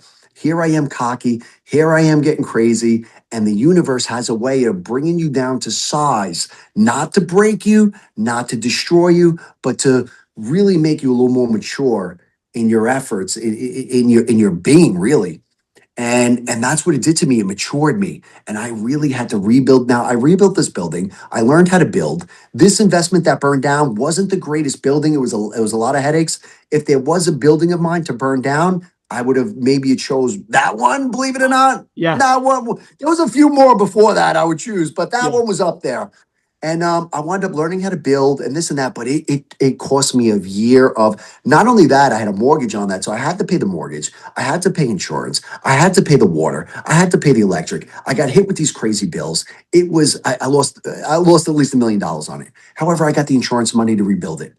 And I eventually rebuilt it and it became one of my best producing investments going forward. So even though that kicked my ass at the time, it brought me down to size. It humbled me. It matured me, and it really allowed me to understand how to build. And when I learned how to build, then I became a builder. I started buying properties and building and doing some other, adding to my real estate. But what is true? That was it. That was a setback. I learned a lot from it. 87 firefighters. Nobody got hurt. The fire department thanked me because I had smoke alarms and I did everything right. And that was it. But that was a setback. Imagine that, a huge building burning to the ground. Whew. That's since I've had my fourplex, it's like been like an intermittent thought. I just put it out of my head. You're away from your property, and the devil's in like, oh, what if your building burns down? You need to go back and check. You gotta get rid of those thoughts. I'm on vacation. I'm not going to check on there's smoke alarms. Yeah. There's a fire department down the street. But the stupid thought goes in your head, like, what if your building? Oh, hell yeah. Yeah, you know the feeling. It's so funny, actually. Yeah, so I like that other people had that feeling. That's the best part, that other people go through that, because you have those ideas like, what if this goes? What if the furnace goes? Oh my God, there's a fire. Oh my God, this person's breaking in here. What's going on there? What's going on there? I had so much property that I had to block all that out. Yeah, and I was able to do that, but it wasn't easy. Let me tell you. I'll tell you another little miracle thing. At least it was a miracle for me. It could have just been a divine coincidence. But when I first started fixing up the fourplex, there's vaulted ceilings in some of the apartments, so there's no crawl space in the attic. And the roof was old, just a triple shingle, the black shingles with the grit. And the shingles were leaking every time it would rain. So every apartment had at least one leak on the back side, I think, or the front side, for the back. So I'm crawling through the attic on the rafters like Indiana Jones on my knees and elbows. There's spider webs in the way. There's nails coming through where like a stupid roofer missed the thing and he didn't pull it. Yeah, you kill yourself. You put your head up I need like a helmet and a face mask, a breather, and I'm placing 5-gallon buckets under the drips. And I have to do this 4 times. Up, crawling, choking on dust, and then putting it, and then when it fills up after the rain, I got to lower it down through the hole to my girlfriend at the time. And I just remember this was like, oh God, 10 years ago now. It was like 2017, 2018, and I'm walking back from the park, and I see the clouds in the sky, and I'm just like, oh dear God, please just don't let it rain on my building. Like, do anything, I don't want to be in the attic again doing this again. And it was a very sincere prayer. I kid you not, as I turn the corner, and I start walking towards my fourplex, which is a rectangular shape, there is a cutout in the clouds, rectangular, directly above my property, with a little bit of light coming through. I kid you not. So that's just like, I know prayers get answered. It's like they get answered. And Greg Braden, I have a story about Greg Braden. He has that same exact story. He had a guy in New Mexico. He walks with him. There was a major drought in New Mexico. So they wanted to pray for rain. And the Native American guy walked with Greg Braden, brought him to this prayer circle. And he said, yeah, I'm just going to make it rain. He's like, what are you talking about? And the guy, how he manifested the rain is that he didn't necessarily... He did pray for it, but what he did was he closed his eyes and he pictured it raining. He pictured what his feet would feel like in the mud. He knew that it was going to rain and it was raining right now. And it's not only did it start raining, and Greg Braden was like, oh my God, but the raining didn't stop. And he prayed for rain. He felt it. He knew it would come. And I do believe we could have the ability to transform weather, to transform these chemtrails, Oh to yeah. transform anything. I Christ think promised I think that. it's a complete, I mean, yeah. So I think sorry to we have the interrupt you. ability to manipulate that. No, not at Yeah, I'm all. sorry to interrupt you, but even Christ promised that. He said, "You can tell the mountain to move, and if you have faith, a mountain will move." So it's like Interesting. rain isn't that heavy. A mountain's pretty damn heavy. So that's a great miracle. Like I'm not poo-pooing the fact that he made it rain, but like we can even do more. We can move a mountain. So it's like in Christ. Yes. What else could we do? We're What else could we promised do? this. We're Exactly. told we can do this. Why aren't we all doing this all the time? Yeah, so it's the power of belief works like this. It's very interesting. It's not necessarily like, for example, like astrology or numerology. There's astrology, there's numerology, and some people believe in it, and when they believe in it, they'll see it in their life.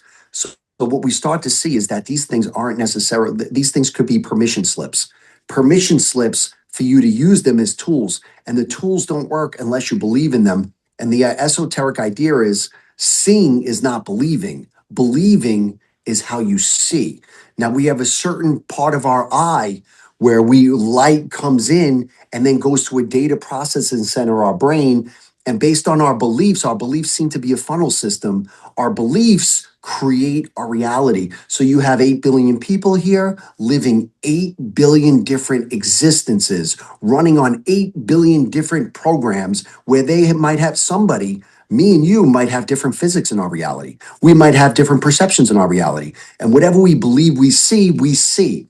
It's a confirmation bias in a way. However, that's how this reality works. So you got to master your beliefs, and that's something we all have to work with. Basically, if you don't know if it's a belief or not until you kind of like recognize it. Once you recognize it, it's not necessarily a belief, it's a choice.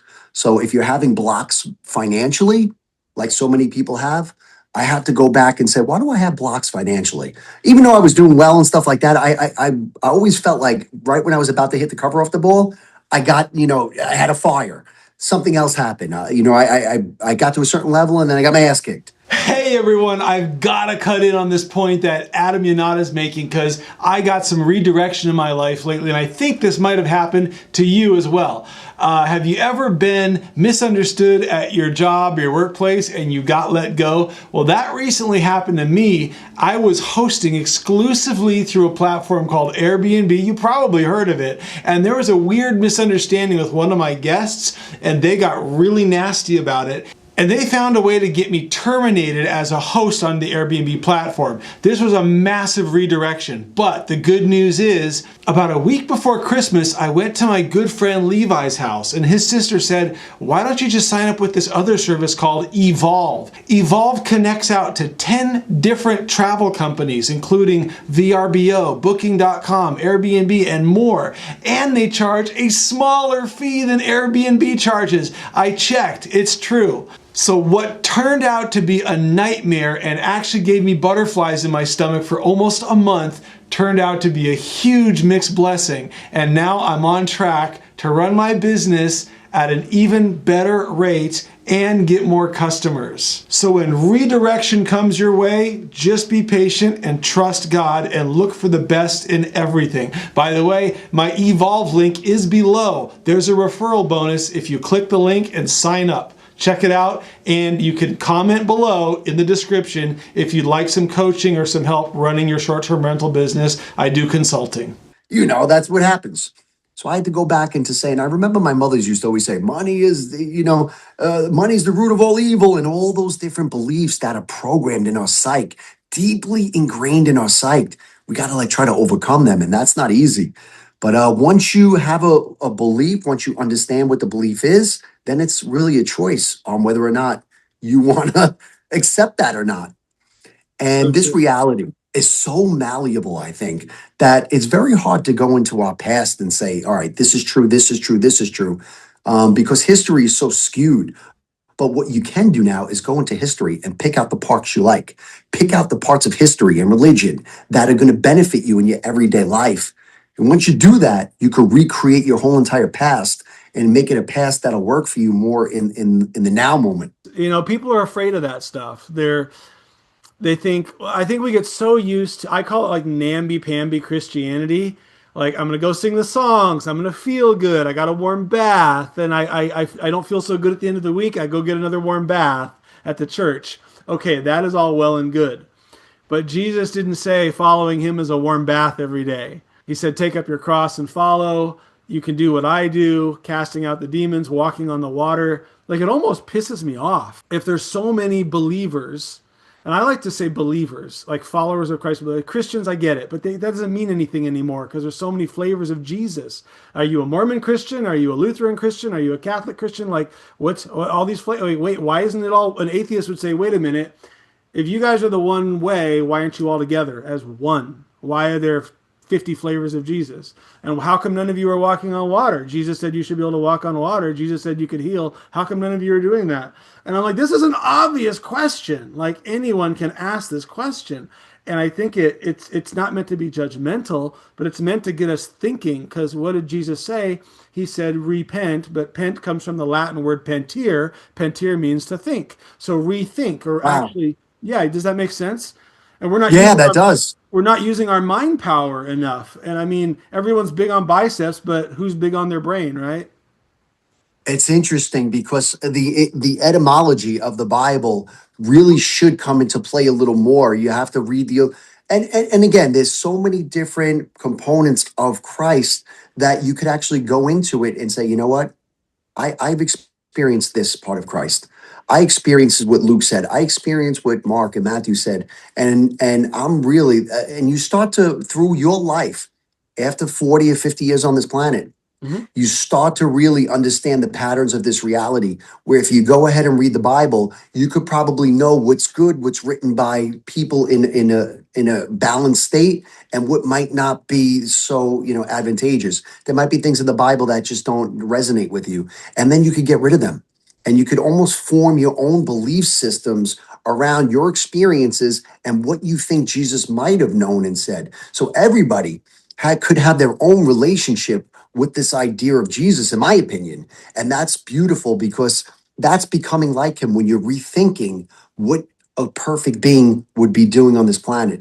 And there's so much confusion that you have no choice but to go within and try to have a relationship with Christ within like Christ. I know people have tried to write your words down and they did a great job, no doubt. But is there anything else you want me to know? And you might get ideas from that. And again, it's that relationship and that becoming Christ and becoming Christ-like. Not saying I'm Christ, I'm the worst Jesus of the world. I don't know if Christ has said, worship me, create a religion for me. I don't think he said that. Am I right? He You're just said, look, absolutely right. this is it. This is Satan's world. Give to Yeah. Caesar what's his, guys. Let them play their games. And there's a different way to live and live like this. And there's miracles and there's things you could do and you just got to believe in them. And I think that's what he's, I don't know. I You're don't know what he totally said. right. I mean, like, none of us have time to go and change 8 billion people's minds. I can't go knock on a billion doors and tell a billion people in all their languages of that they have to believe what I believe, and it doesn't even make sense to try to do that. But people do try to do that, and I think it's better to just be a living example. Like Gandhi, he was a living example. MLK, he was a living example. And I know these people aren't perfect, and I know some of them have like scandals in their background. But if they're living their truth, they're living, being a living example. Like you wrote your book, I'm sure you practice what you preach. Like you talk about 30 Yeah. minutes a day in here, like read, exercise, write. Yes. Can you talk about your 30 minutes a day concept and how do you do Well, that in your own life? this is what I do. I've had trouble with focus. I'd have trouble with staying on task. And what happens when you go to a job every day, it actually builds routine. So a lot of people say working's bad. Don't work. Be your own entrepreneur. And I agree with that. I do agree with that. However, I did better when I woke up and I had. Oh, when I left work. When I sold a lot of real estate, I had problem with structure. So when you're trying to write a book, you need structure. So how I structured my life and got back into that structured way of living, I did one thing for my health a day. I used the acronym Harmony. So the first letter H was something for my health. All right, that's whatever. Maybe I exercised, maybe I drank water, maybe I ate right, whatever. I love it. A is something for abundance. So what I would do is save money. Maybe I would give money to somebody. Sometimes when you give, you receive a gift that you're helping somebody. So anyway, I would do something for abundance. R, I would make sure I read every day. Reading gets its own category. I would read for at least 30 minutes a day. I still do this to this day. Read, read, read. A lot of us lose focus. When you lose focus and you're online and your brain's messed up, you go to reading. Reading seems to reset my brain. It's one of the greatest tools we have right now, especially with this online culture. So reading gets its own category. The M in harmony was meditate. That gets its own category. You got to meditate because the body is quite electric and the body is quite miraculous. And when you get into a meditative state, you heal your entire body. The body is quite electric, as I said before. Each cell of the body gives off zero point zero 0.03 kilowatts of electricity, and we have trillions of cells, meaning that the human body is superhuman.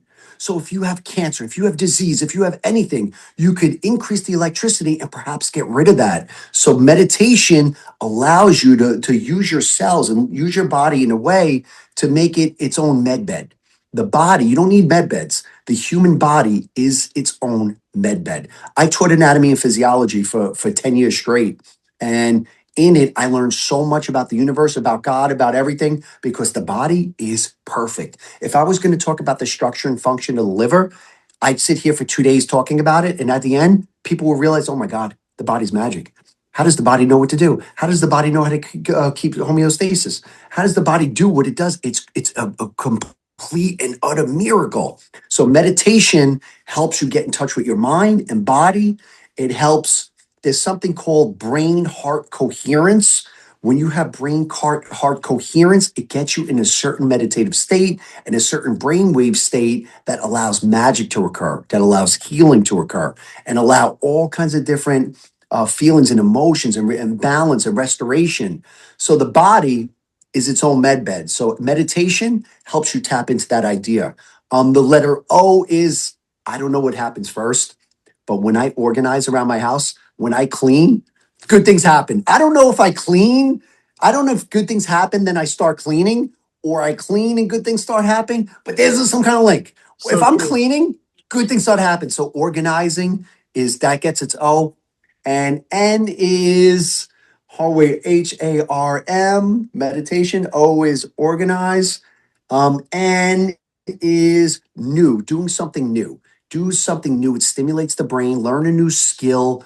Go somewhere you never went before. Take a different route somewhere. It rewires the neurological circuits. You start thinking differently. You're like, oh wow, I had certain problems where I was programmed and I couldn't overcome that problem. So I reset my mind by doing something new. And all of a sudden, I'm able to solve that problem from a different perspective. And you actually become a new person. So N is learn a new skill, do something new, keep it going. And last is Y, and that's you time. That means if you don't feel like doing something, freaking go take a bath, go drink a beer, do whatever you want to do. You time. Make sure you have a little bit of you time each day. And I do those each day. I make sure I do whatever. I have a point system going. And I use that Harmony acronym, and I do that each day. I make sure I'm doing something for my health, something for abundance. I'm reading, I'm meditating, I'm organizing, I'm learning new skills, and then I'm having a little bit of you time, whatever that means, with no guilt. No, I love it. I like that so much. If I was going to get a tattoo, I would add that to my list of tattoos on my, that is harmony. I am not going to forget that. Let me see. I don't know how that came together too. I kind of was like, oh wow, it looks like it spells the word harmony. I had a couple of new different, and I was like, oh, if I just make this, that, and it spells harmony. I was like, wow, that's weird. O is organized, and I thought it came to my mind today because I love my dad so much. But you remember the 60 Minutes show and the Rooney guy, and you look at Rooney's office, it's just messy, like books everywhere. He's talking from his desk, and he's like, papers are about to fall on him. That's my dad's office. And I love my dad, but when I go home, he's like, what do you want for Christmas? I'm like, if you would just clean your own office, that would be my Christmas gift. And he won't do it. He won't clean his office. I love my dad, but it's like the point is that can really hurt you. My dad interviewed a man who killed his wife just before it happened. And Greta Van Susteren called my dad and said, can we get your tape? We'll pay you $10,000 if we can get the footage of your tape. My dad was looking in his office. He couldn't find the damn tape. And Greta Van Susteren left an angry voicemail. I still remember this to this day. Guess where the tape was? It was still sitting inside the camera. He never took it out of the camera because he wasn't organized. Lack of organization can cost you $10,000 when it otherwise would have been like here's a stick of gum, here's the footage, give me my $10,000. Like, so anyways, organized big time. It's been huge for me and it's new. I totally agree because getting stuck in a rut. There's the book Outwitting the Devil. Have you read Outwitting the Devil? One of the best books. It's actually on my desk right now. It's on Oh my my desk God. upstairs right now. See, we're You're not brothers. beating that book. We're You're not just beating that brothers book. from another mother on other sides of the Yeah, country. This is great. absolutely. You're not beating that book. That book that's what Oh, it's about. I was just telling my friend Sharon, don't get stuck in a rut. Like she's an accountant and she's like same trip to work every day and she's hating life in the state that she's in, a blue state on the West Coast where she's Gavin Newsom's destroying California. Let's just be honest. Yeah. And she wants to move out of California. And I was like, don't get stuck in a rut. I even think I said this on the chat space on X because it's like there are lots of sins, right? Like you can smoke or be around a campfire, you're breathing campfire smoke. That's the same as smoking, right? So like I don't see smoking as a sin per se, but if you smoke so much you get lung cancer, now you need to reassess and reevaluate your whole life. If you're around campfires so much you're getting lung cancer, maybe don't be around so many campfires. You're now destroying your health, right? But like being stuck in a rut, if you're talking about sins and messing up and doing well and getting into something new, how many people 40 hours a week, what is it, $40,000 gold watch when you retire, and it's Yep. like 40 miles to work? I mean, Yeah. that's hell. If I was on That the is LA, hell. if I was on the LA freeway every day stuck in smoggy traffic, I'm in my own little version of hell if I had to do that. So something new every day is so important. And anyone watching this, stop my video, go get a PDF of Outwitting the Devil by it's Napoleon Hill, right? Yes. Napoleon. Napoleon Hill, yeah. Yeah, it was the Oh, lost it's book. just They were too afraid to print the book because he's great talking book. to the devil.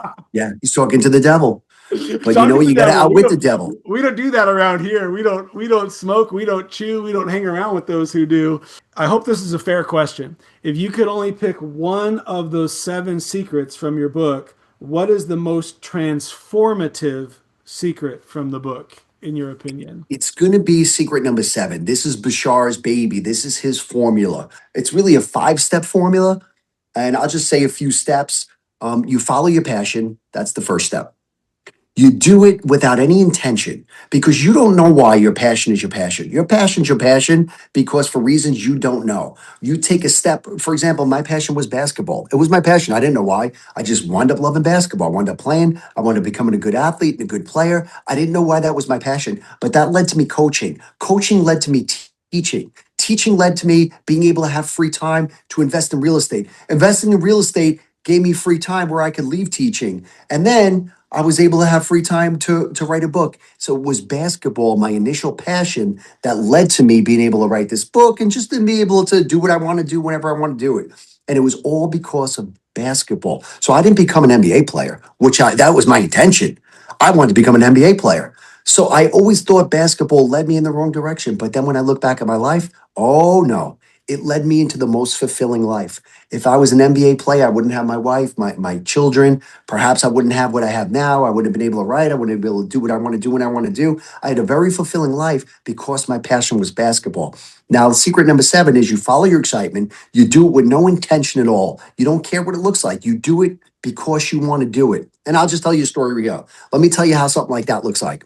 I have my coach, my basketball coach, when I was in high school, and I actually worked with him. His name is Tom Tierney Jr. He was the winningest high school baseball coach, like in New York City. He had to be one of them. He won like 5 or 6 city championships in baseball. He was a D1 athlete. And one day he was coaching on the field of Tottenham High School. That's where I taught at. And there was this guy, Sudsy. Now, Sudsy played racquetball all the time. So while Tom was on the baseball field coaching and playing baseball, this kid was always playing racquetball. Racquetball's a fun sport. So Sudsy's playing racquetball and paddleball, playing by himself. He's playing anyway. Tom's playing baseball. Tom gets his ass kicked in baseball by some team. He's pissed. So he's walking off the court. He walks by Sudsy and he's like, "Why are you playing that stupid sport? You'll never get a scholarship. It doesn't lead anywhere. You're just wasting your time. And I'll beat you right now." Picks up a racket, plays against Sudsy. Sudsy like shuts him out 21-0. Like Sudsy was like 21-0. yeah, it was like something like that. Oh yeah, I'll tell you why. So now Tom's like, "This is the biggest waste of time. You'll never amount to nothing playing this sport." Leaves the court. What happens to Sudsy? he becomes the best racquetball player in the world, winning Olympic titles, and it's known everywhere. And it's just I've never heard Sudsy of this didn't give a guy. shit what I people never heard of said. Me him. neither. Like, listen, he's from Staten Island. I knew his legend. I never spoke to him or anything like that. But just the idea of, I was like, when Tom told me that story, he's like, the guy must have won Olympic titles, and he's the number one racquetball player in the world. He was known as, and it was just a funny concept because Sudsy did what he loved to do and didn't give a shit what anybody said. And they said, you'll never amount to nothing. It'll never do. And it's amazing how your disability or how the thing that should knock you down becomes your fire and your momentum to push forward and to really master this world. And perhaps Sudsy saw Tom. Every time he played somebody, he saw Tom saying, you'll never amount to nothing. And that fire outweighs your fear. So when you're playing against an opponent, you want motivation. So you go back to those times when people told you you'll never be able to do it. And that doesn't become a crutch. That becomes the fire that burns under you so that you propels you forward so you can master this reality. So you overcome your fear with people doubting you. So people doubting you is a form of momentum. It is a fire that burns under you. And that's what Sudsy did. So Sudsy didn't give a shit what his passion looked like. He did it because he wanted to do it. And he was led to his greatest life, which is an Olympic champion and best racquetball number one player in the world for many years. Incredible. I'm definitely going to have to bring up some images of Sudsy in the video edit. And that guy, Tom, I think about that a few different ways. Obviously, Tom is a real human being, but it's almost like sometimes like the universe is going to bring someone into your life that's going to be like that negative energy to see if you're really committed to your task. And I don't Yes, know, maybe the devil got into Tom for 5 minutes and he just blew up and was all negative exactly. for a minute. I don't know. But it's like that's just the universe telling you, if you really want this, we're going to give you one last little punch on the nose to see if it's what you really That's it. want.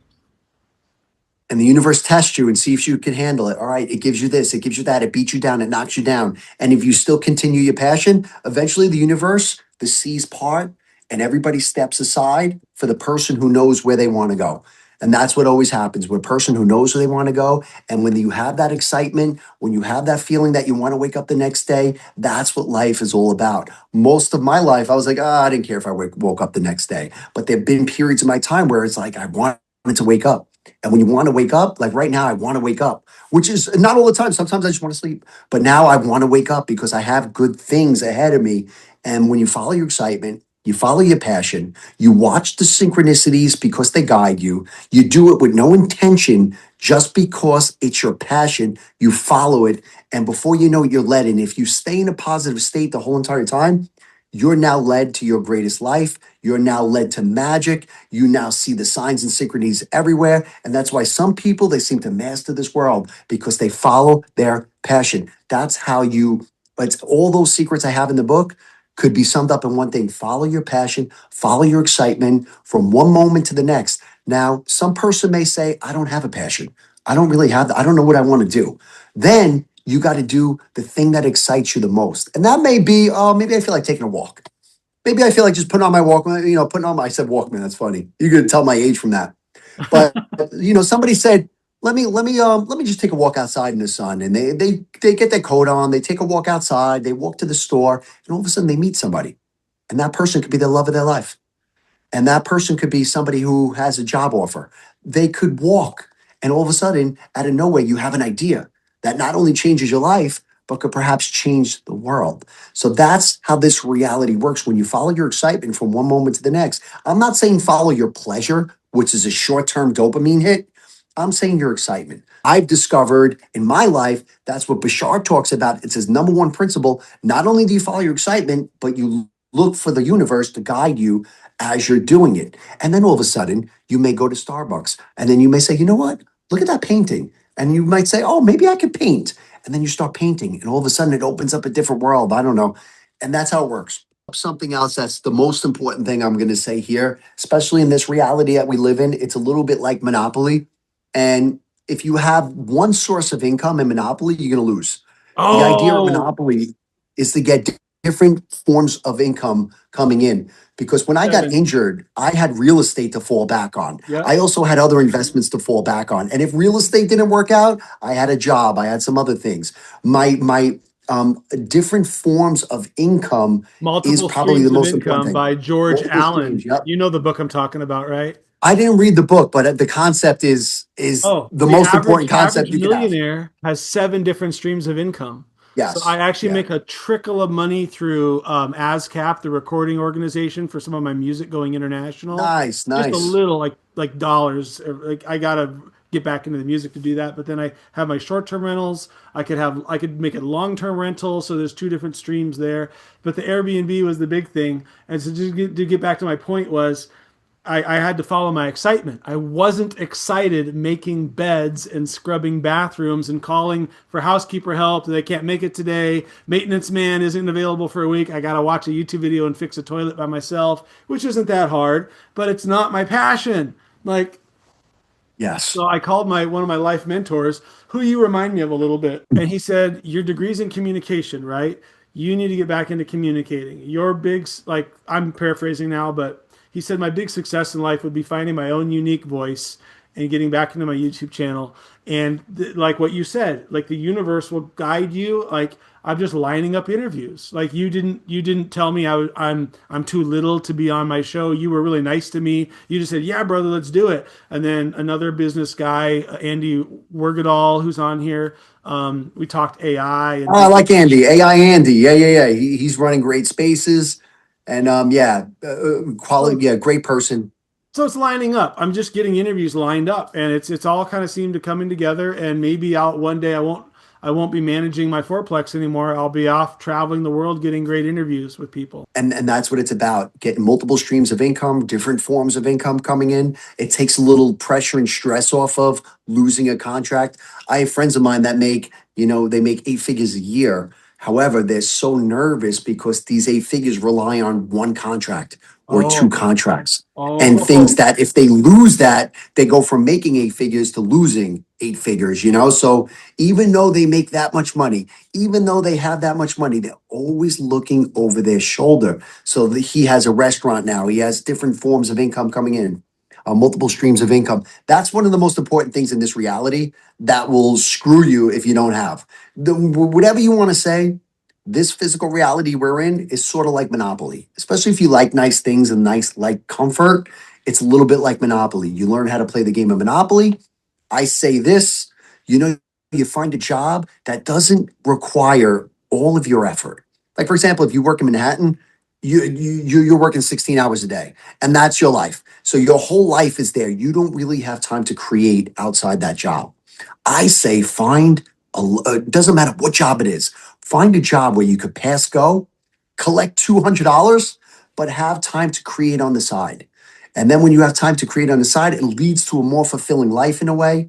And there's people that make $5 million a year in a shit job. They'll never ever live, and they'll die with a gold watch around their wrist. They'll die not knowing their children. They'll die not living their life. They'll die with millions of dollars in the bank, but they will not live.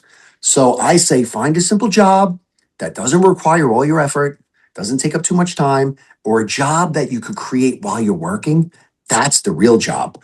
Like, I don't know, let's just say you're a police officer. While you're a police officer, you better be creating a job while you're on the force. I don't give a shit what anybody says. You're on the force, you're a fireman, you better be running a job from there. I was in education as a teacher. I was running my job from my school.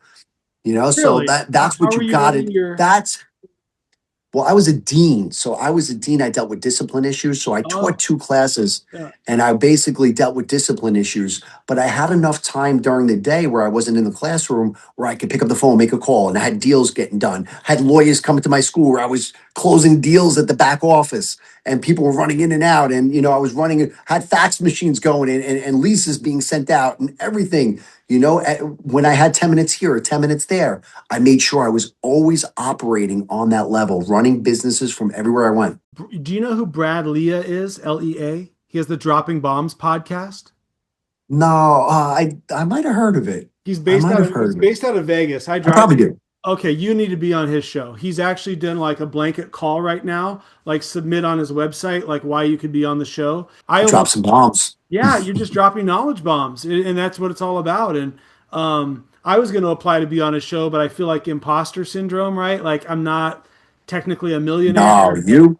I lost money, getting scammed. And I feel like I feel inside like I've got to build back up all my energy and get All into I the. did was lose my whole life. Lost, lost, lost. Look, I'm down 200,000 this last week. I have gold miner stocks and silver miner stocks and Bitcoin. I'm down hundreds of thousands of dollars right now as I speak right now. Yeah, I get my ass kicked every which way, everywhere I go, still to this day.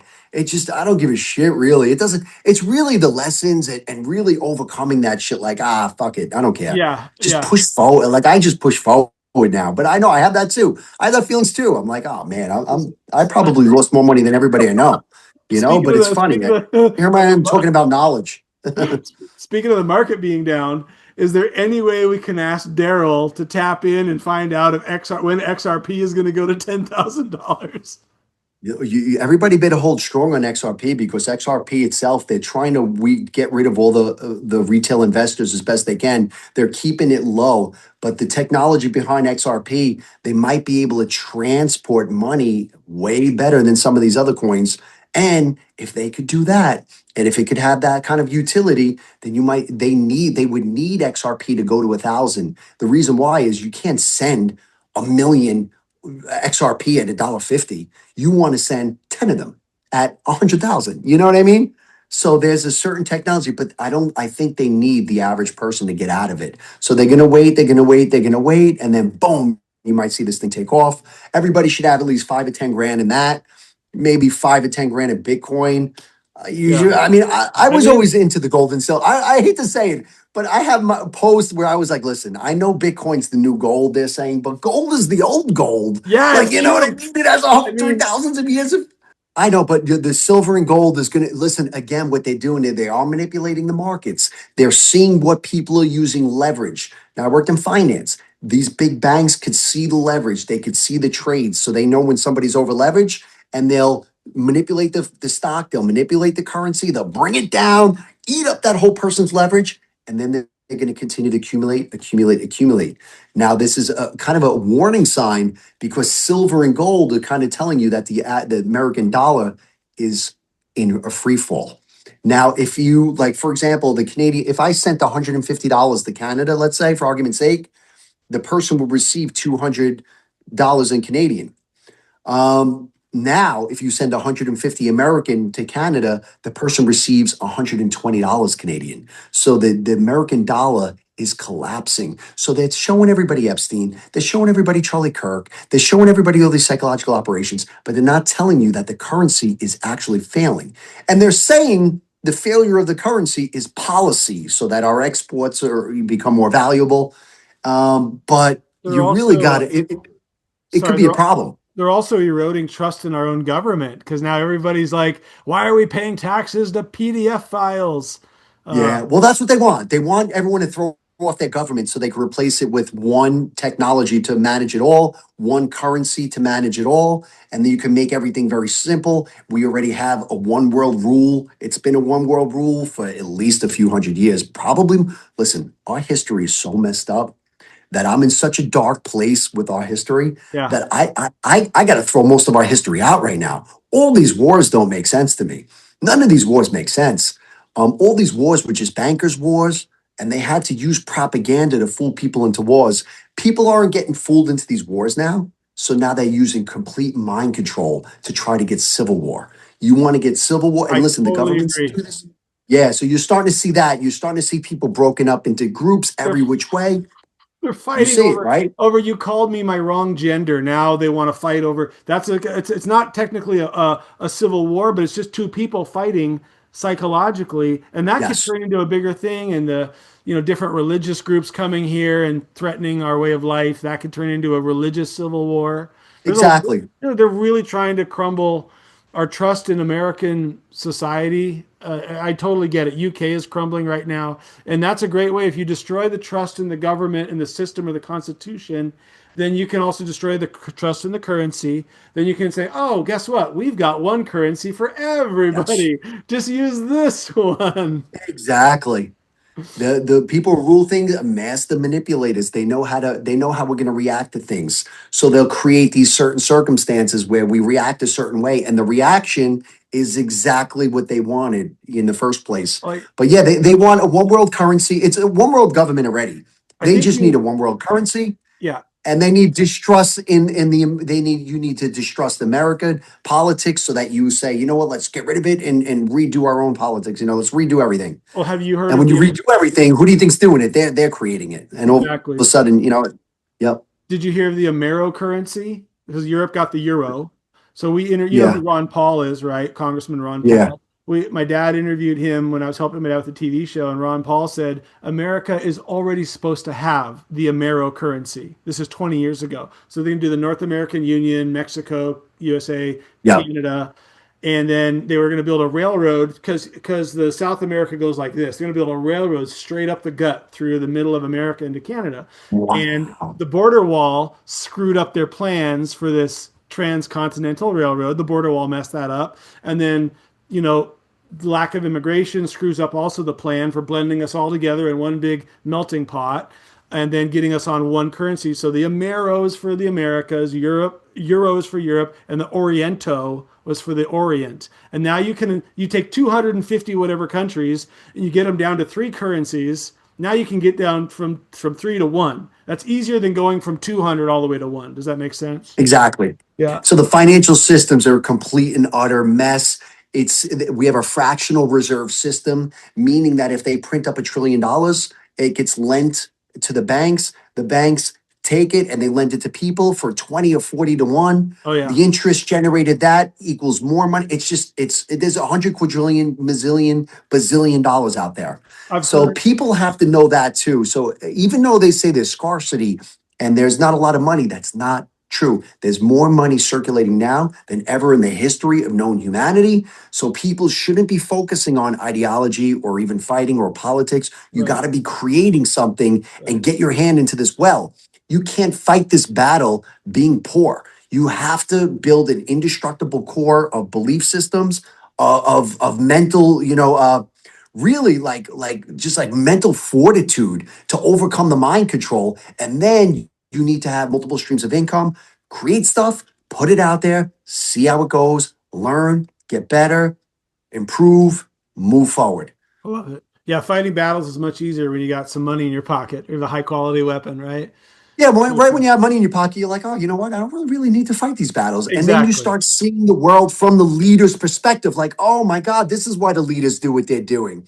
They're carving up all the world while they get everyone distracted fighting. God damn it, that's how they're doing it. Jared Kushner should be fighting the evil powers of the world, but no, he's in Colts Neck buying property that we're trying to outbid him on, and we can't.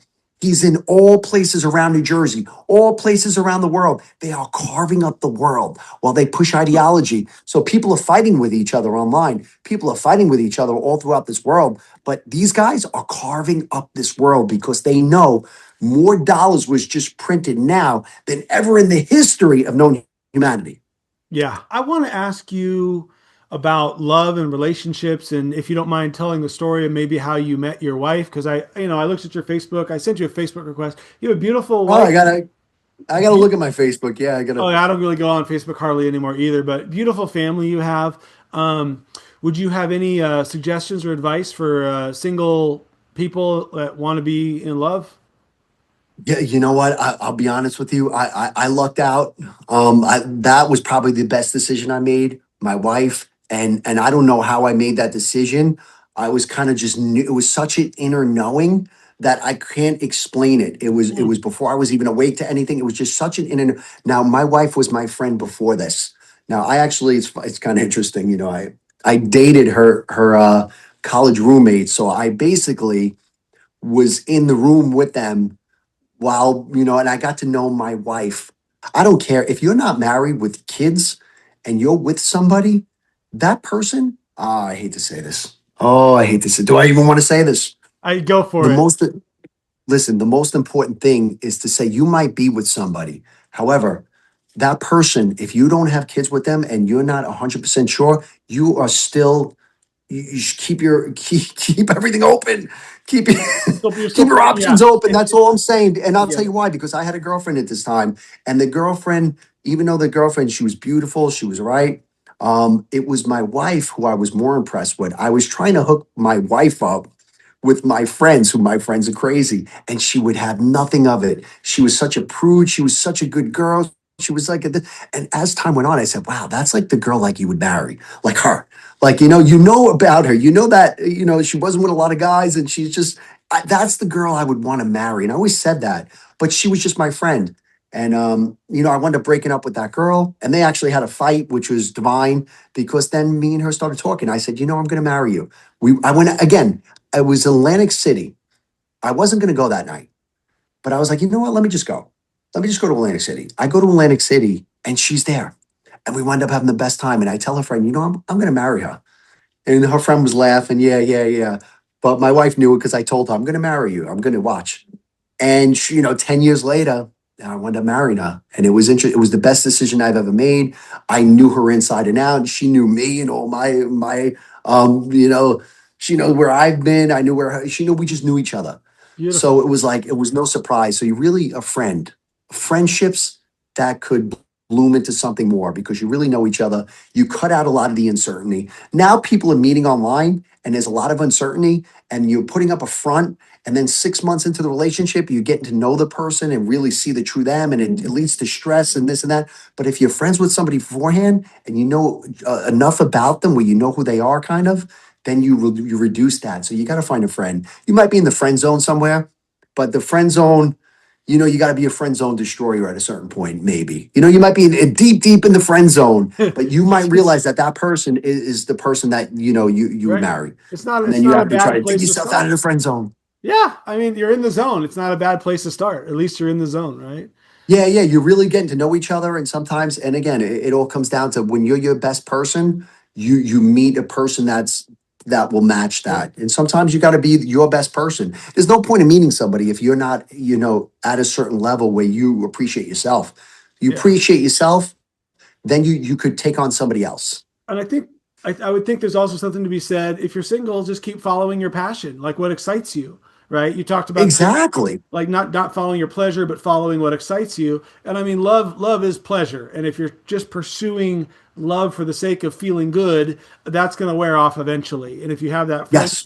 friendship, you can always go back to that zone, right? Like, hey, we're friends before we're lovers. Like if I'm talking to my wife, right? And so then I know I have that friendship to fall back on, right?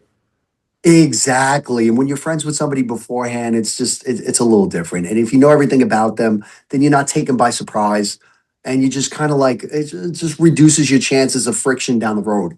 But yeah, it's really being friends. Being Beautiful. friends. Is there anything on your heart to talk about? Anything to share, or like I'll go over a few different superpowers right now. I'll do it in 2 minutes. Our first superpower is this.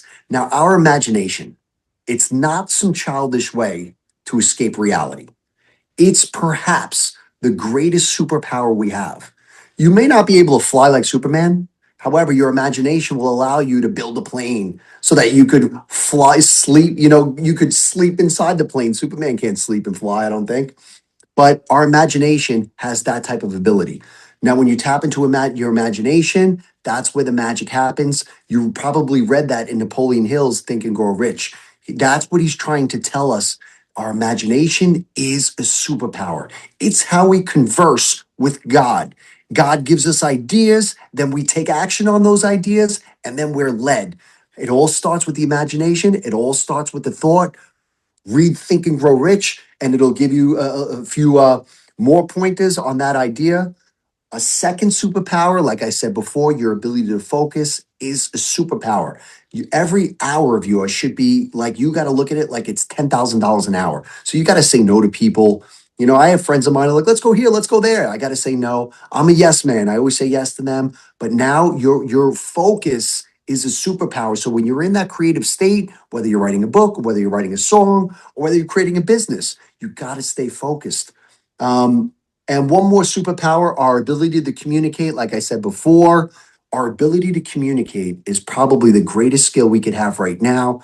And you had, not only do you have a communication degree, but you were in acting, you did all of this. And who better than you then to create these types of podcasts where you could use those skills in such a beneficial way? How can people find you on social media if they want to get your book? That's on Amazon. I think. Do you have your book on Yeah, I got a Audible? book on Amazon, and yeah, all the profits are given away on this book. I Really? really You're thank Daryl giving Anka away all and the Bashar. profits. I'm sorry to Yeah, interrupt we you. give You're it giving away the profits. absolutely, Wow. absolutely, yeah, yeah. Beautiful. I don't market the book. I don't care that much. As long as I wrote it and I have it for myself and my children, that's what I really wanted. My own legacy, basically. It really didn't mean it for it to help people, wake people up, but it happened to help so many people that I said, oh, great, it helps people. But yeah, it is on Amazon. The Audible, the Audible, the audiobook has an additional 4.5 hours of the greatest Bashar material that he did himself and narrates himself. So yeah, you get on that audiobook, you check his material out, and I'm gonna yeah, have you to. see where it takes you. You see where it takes you. It takes I'm you to gonna the have to use stars. I have an Audible credit right now, and my Audible credit's gonna be for your audiobook. So Ah, awesome. I have your paper copy and I'm getting the audio copy because Bashar, I'll just be honest, it kind of frightened me a little bit. I was like, Absolutely. Me what is too. this guy doing? And I've been on a journey with my near death. I almost died while swimming in a river a few years ago. I saw you post that. So Interesting. that's a true story, and I dug a little bit more, explained it in my last interview that I did with the guy named Tony Ciccarone, and he's a great guy, musician, does tech, and it just posted on YouTube. So I share my NDE story, but I didn't leave my body, and that's what fascinates me because Wow. watching all those stories on YouTube of people that met God and heaven and angel guides, spirit guides, it opened my mind. So I'm like, okay, everything I learned in church isn't 100% accurate. It's good, it's helpful, and actually there are some churches that just teach BS garbage. Like, I mean, we talked about the Jim Jones cult earlier where they all committed suicide drinking the Kool-Aid. So it's like there is BS out there. So the question becomes, how do I discern what's real and what's BS? And you just have to experience it. You have to okay, I'm going to watch this darn YouTube video and then I'll make a decision. I'm going to go to this conference, I'll meet this guy, shake his hand, and then I'll make my decision. But if when you said Bashar predicted the team winning at the beginning of our interview, that sold it on me, and I trust you're telling me the truth. I don't Well, have. he's not a predictor. He's not a predictor. He Oh, doesn't like predicting. He's okay. like, I don't want, but I kind of needed something. You know what I mean? I didn't want to hear people's he doesn't like predicting because he knows each person, their belief system creates their reality. So when you predict for somebody, all you're doing is manipulating their belief system for them to attract that. So he doesn't like doing that, but he did that there. I totally hear that. And even when the people say they get to heaven and they talk to their spirit guides or the angel, they will ask, Yeah. can you please tell me my future? And they're like, no, because that'll screw up the future. Yes. Just like Michael J. Fox in the Back to the Future movie, we can't exactly tell you because that'll affect your actions. And it's all a big exactly. infinity loop, right? So, this is the book, bestseller. That is a bestseller stamp right there, international in its category. Check out Adam Yannotta. And honestly, brother, I look so much forward to hanging out with you in the chat spaces on X. And then if anybody wants to find you, I'll put your social media stuff below. And we'll keep your Yeah, email. man. And in real life, we got to meet each other in real life. I'll be in LA a little bit later on in this month. And Conscious Life Expo, it's actually going to be interesting. It's Billy Carson will be there. I'll try to Bashar make will it. be there. It's a great event, man. It's in LA. I'll talk to you more.